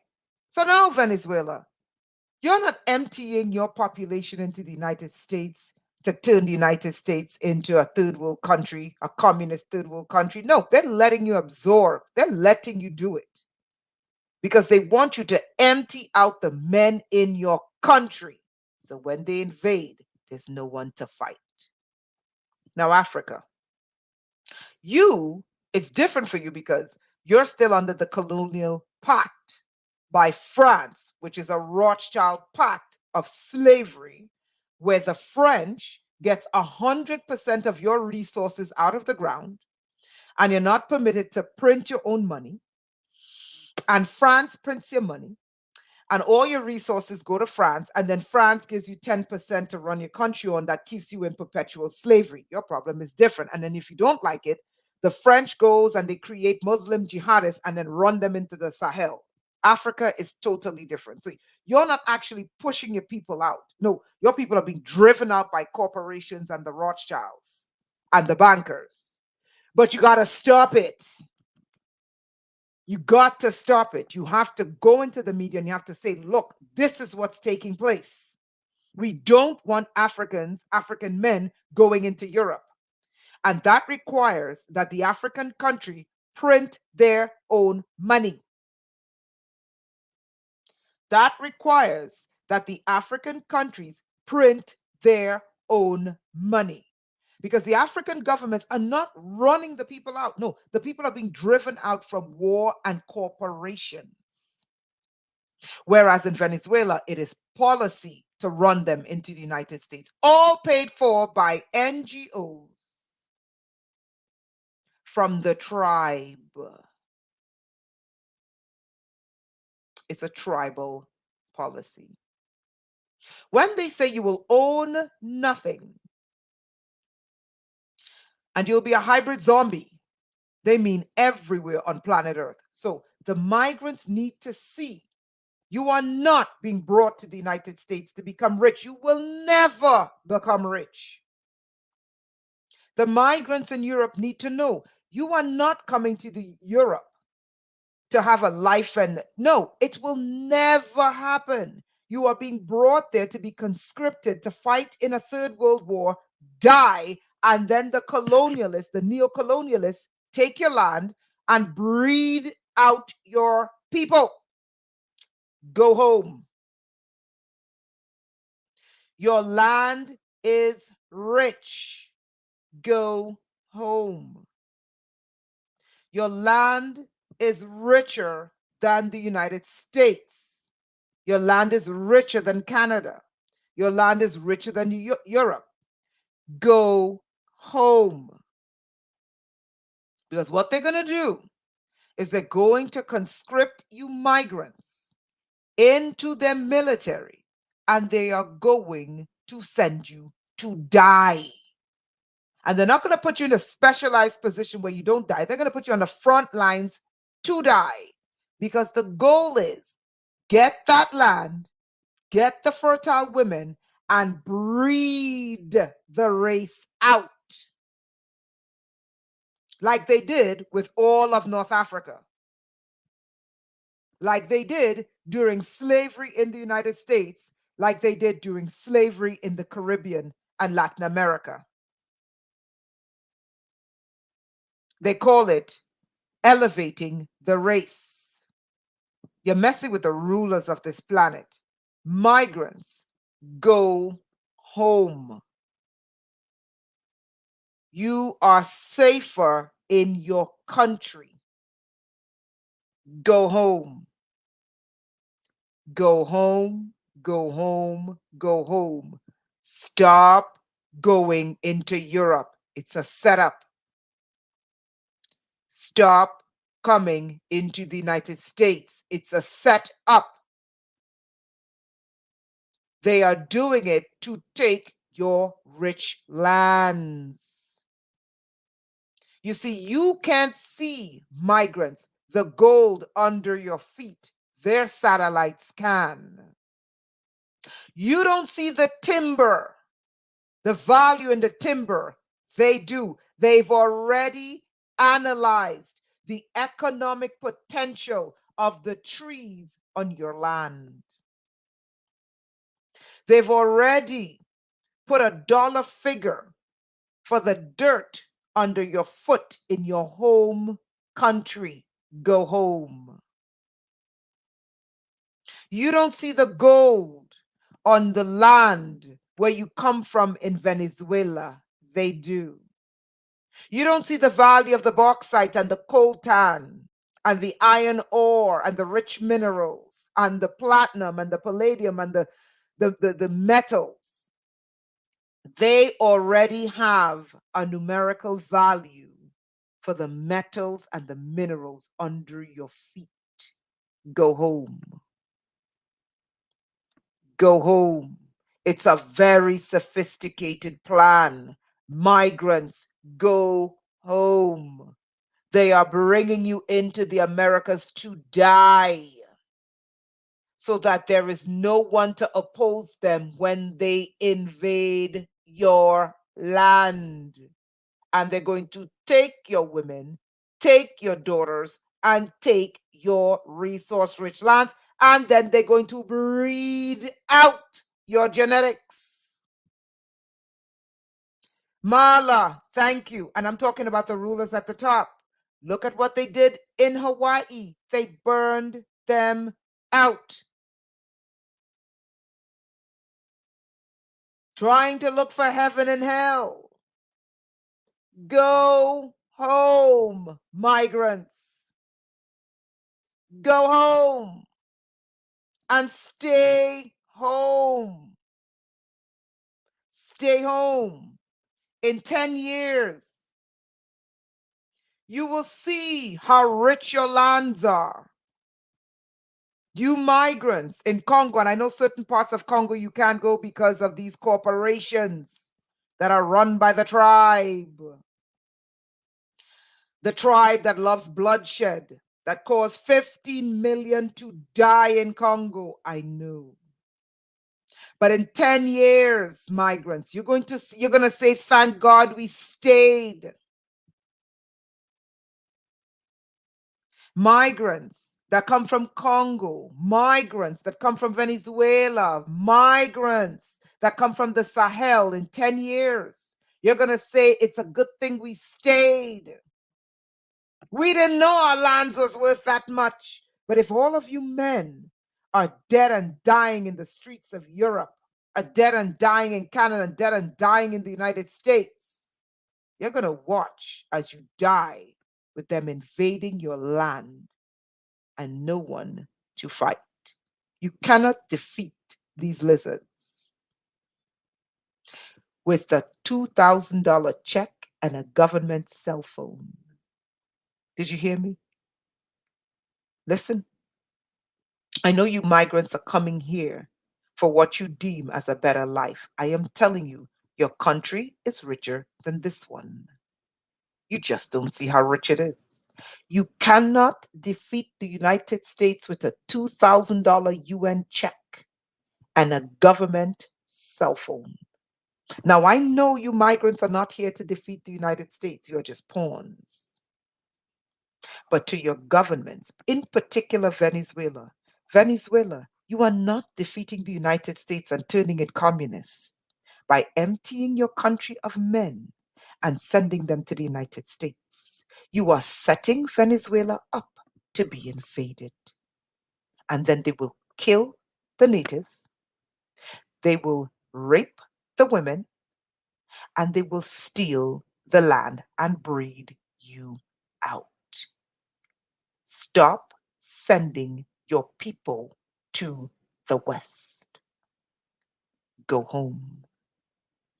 In 10 years, if you survive, you will see what I'm telling you. Okay? Just survive. Go home. Just survive. And here's another thing, migrants, you need to understand.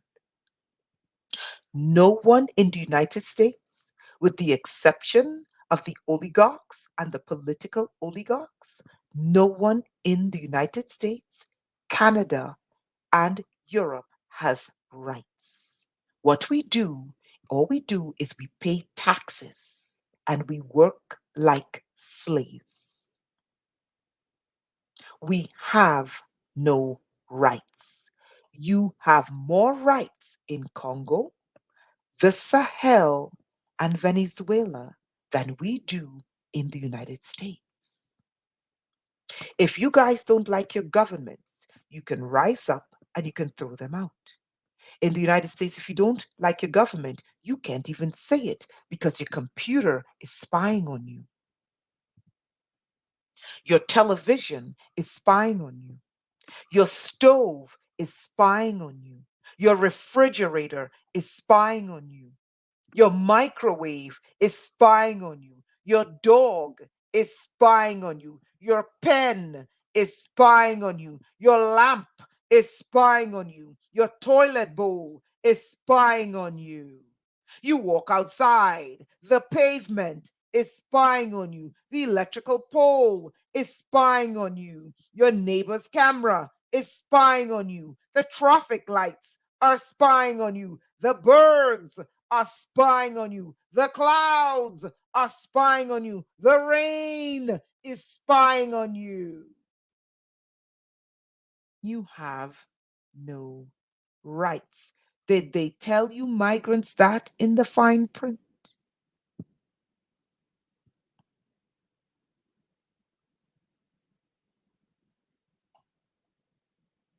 Did they tell you migrants in the fine print? Oh, wait, hold on. I bought a house.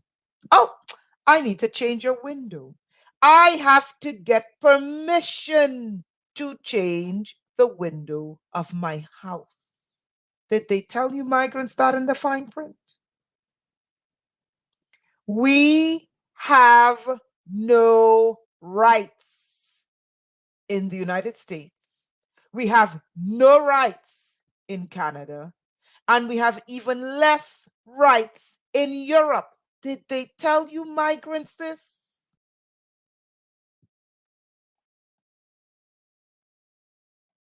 Did they tell you migrants? If you don't want to put something into your bloodstream, did they tell you they will destroy your job if you say no?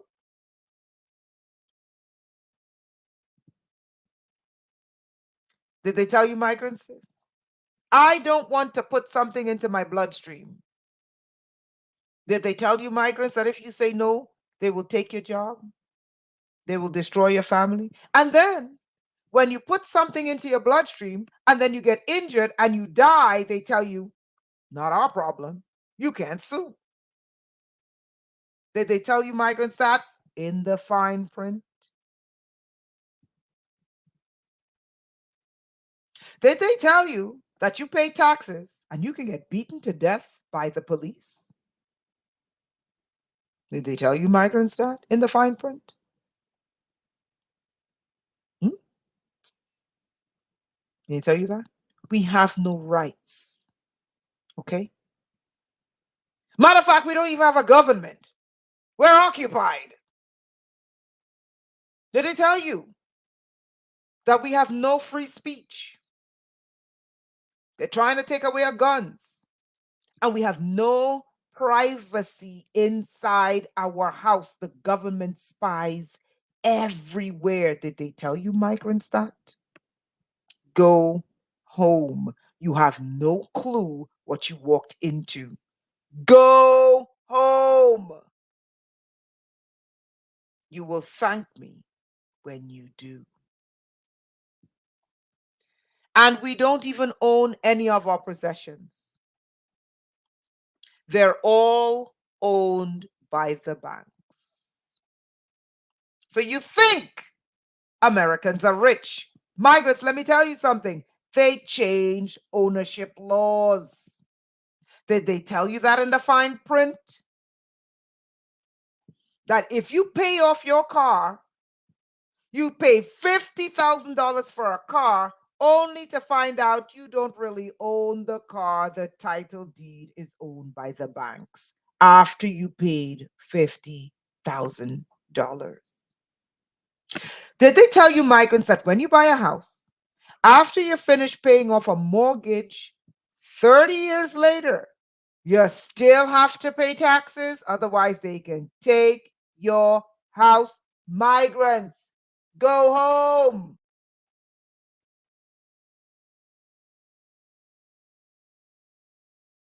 We in America right now are fighting for survival. Okay? We're fighting for survival. You're not coming here. Let me tell you something, migrants. Honestly, listen to me.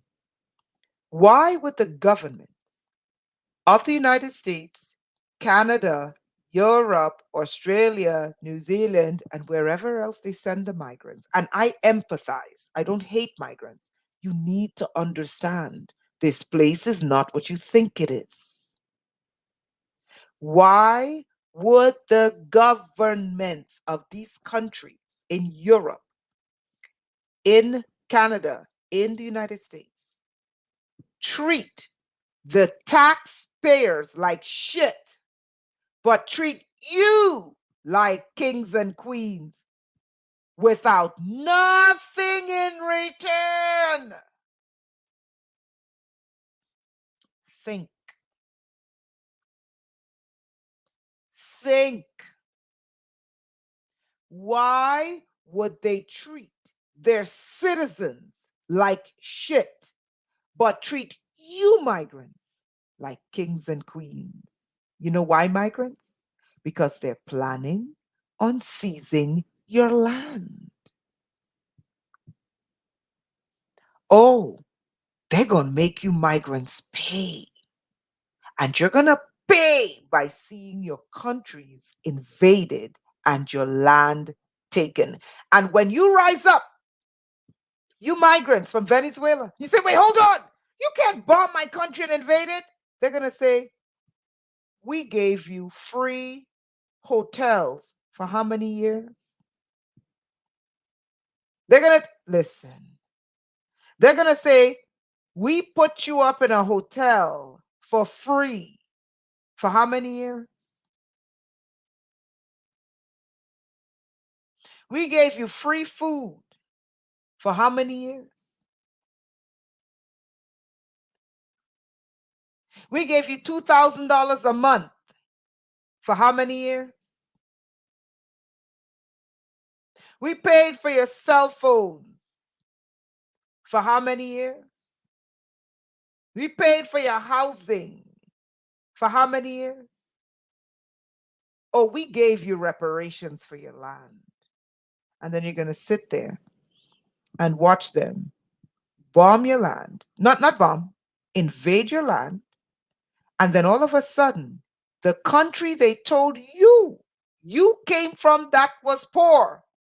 You know what they're going to tell you in the news? Oh, we just discovered Venezuela has a gazillion trillion tons of gold valued at $15 quintillion. And they're going to be like, but that's my land. That's the land I came from. They're going to tell you, no, you didn't. You left that land and migrated to the United States. And we gave you reparations. You're going to say, what reparations you gave me? Remember the $2,000 we gave you?